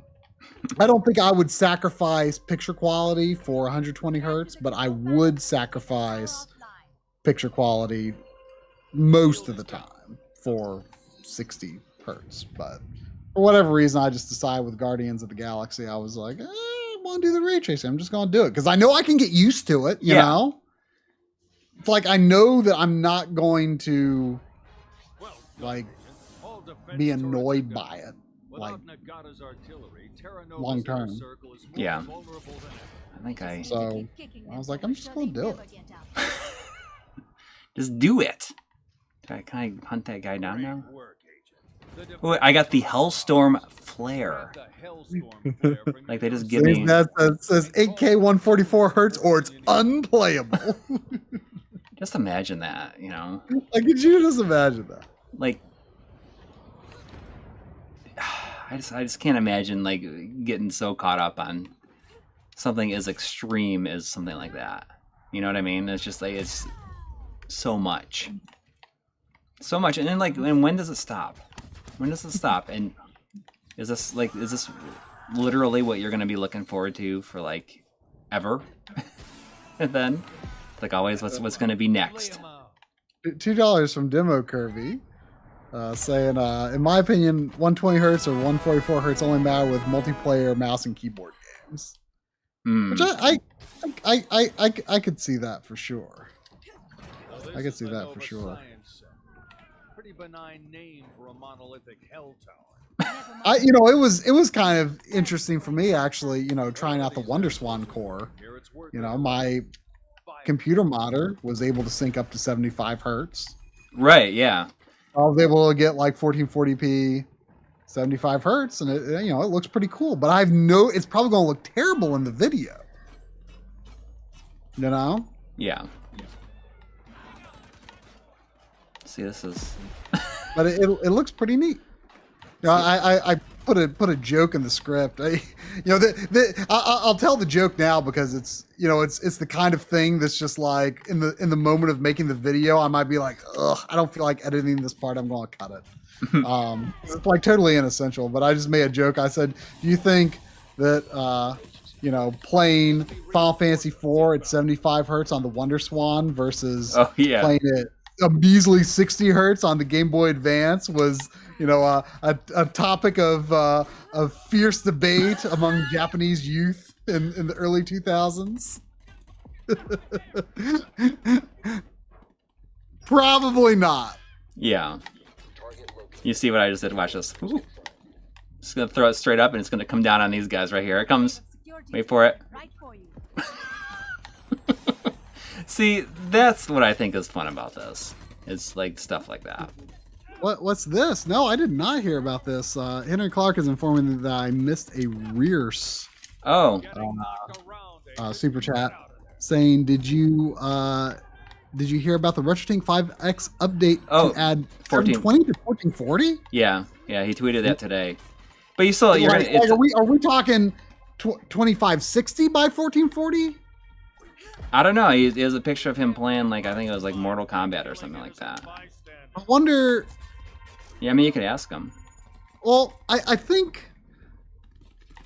See, I think there are some, like, I don't have the most experience with it, but like, if I recall, like the 720p mode in like Soul Calibur 2 on original Xbox is like 4:3. I don't know if it's like actually outputting like a 4:3 frame or something.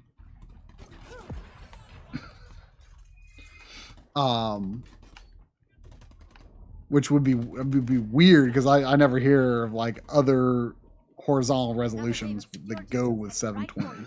This guy is like in there driving. He's got his like headphones on, and he's like, "Oh man." But that's interesting because I think it was recently said that the Pixel, that guy.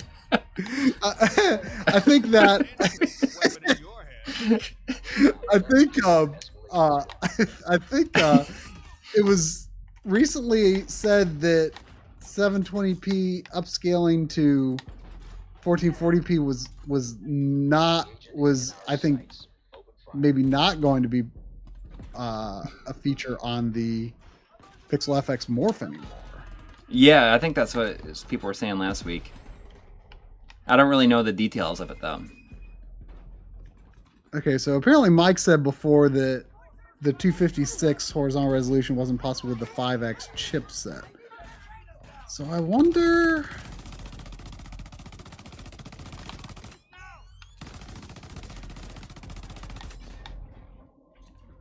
I wonder what that means. Like, it could still potentially be interesting if you could, like, say, take a, you know, a 1280 by 720 source, and then upscale that to 1920 by 1440, and then stretch it out on your TV. Like, there could still potentially be some benefit. The only downside is that, well, I mean, I don't know for sure the only downside, but I mean, you know, the downside I'm seeing is, you know, with Retrode, of course, you would have to be converting to analog or outputting analog from like a PS3 to begin with. But it's possible.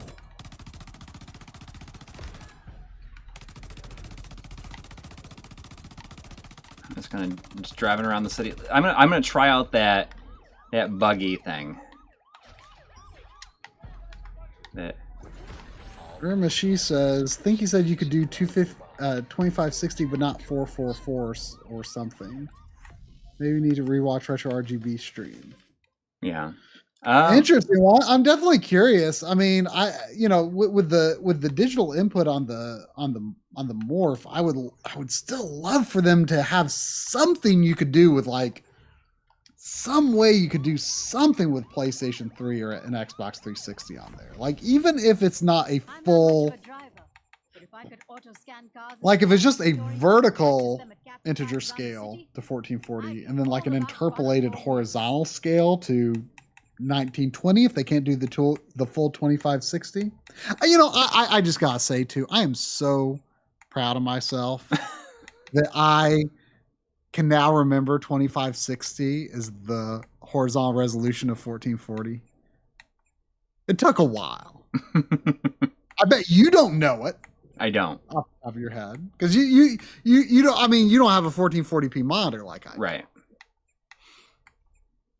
You know, I remember remembering 3840 for 2160p that felt like an accomplishment for a little while.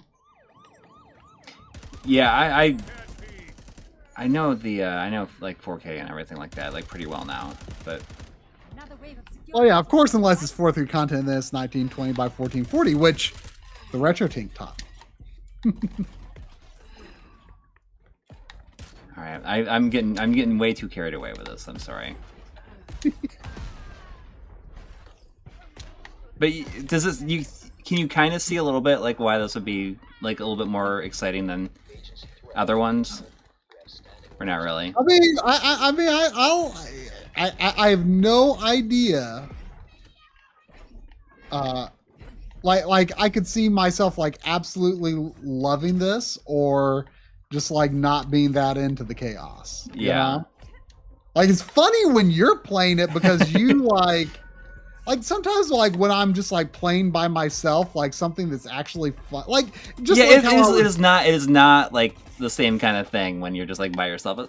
Sometimes something funny will happen, but what I'm talking about is like okay, like that, like the thumbnail for the stream, like you didn't think it was that funny until like I started dying laughing at it, right?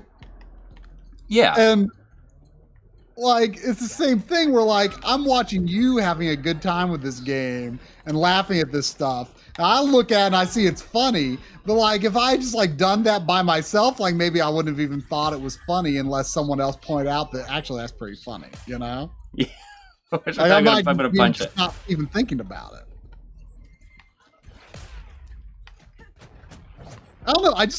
I don't really play like the sandboxy elements of like these open world games. I hear you, so. So it'll be interesting. But like the, you know, I still think about what Tim Rogers said about, you know, talking about N64 games and Blastcore and his review of the. You should watch that tomorrow. You should watch that video. Maybe I'll do that like after this, because now that I've played through most of the game, like I think that I'll get it. Yeah. I mean, he definitely sold me on the game. But you got this for me for like $10 or something. Yeah, because it was like on sale at Meijer, I think. Meijer is so funny. Like I don't get it half the time. And you know, like I was listening, like speaking of Tim Rogers, he was like talking about he went to Meijer for something, and his description was perfect. He says, you know, it's like Meijer is like if Walmart or if Target was trying to be Walmart. So it's just like firmly like in the middle of all that, of all those. Target's trying to be Walmart. Yeah. It seems like their sales are like kind of different than like the other stores. Like the way that they do like clearance and stuff, like the prices are just kind of different. Yeah. Yeah, this is like Saints Row. I feel like this is more fun than Saints Row. Saints Row, like Saints Row 2 and 3, like for me the biggest parts of those was the licensed music and when they play in the game and the storyline. That's like that kind of just made both those games fun. All right, well I think that's gonna do it. Sorry, I just kind of zoning out playing this game. It's like you know, I'm sitting here drooling over throwing these cars around. Anyways, you know, we'll be working on the Mr. episode all week, and probably another week after that. Yeah, maybe another week after that. Who knows? It's gonna be February. It's gonna be February. It's gonna be, and it's gonna be super long, and people are either gonna think like, oh, this is pretty cool, or I'm not even remotely interested enough in this. You're gonna love it. You're gonna love it, and you're gonna like it. And that's it. All right. And then that's that. Then I can get working on the setup tour, and you'll be working on Along Frontiers, and we'll be in good shape. That's right. That's right. Thank you to everybody who donated tonight, and everybody who hung out for the long haul. And I hope you have a great week. All right. Good night, everybody.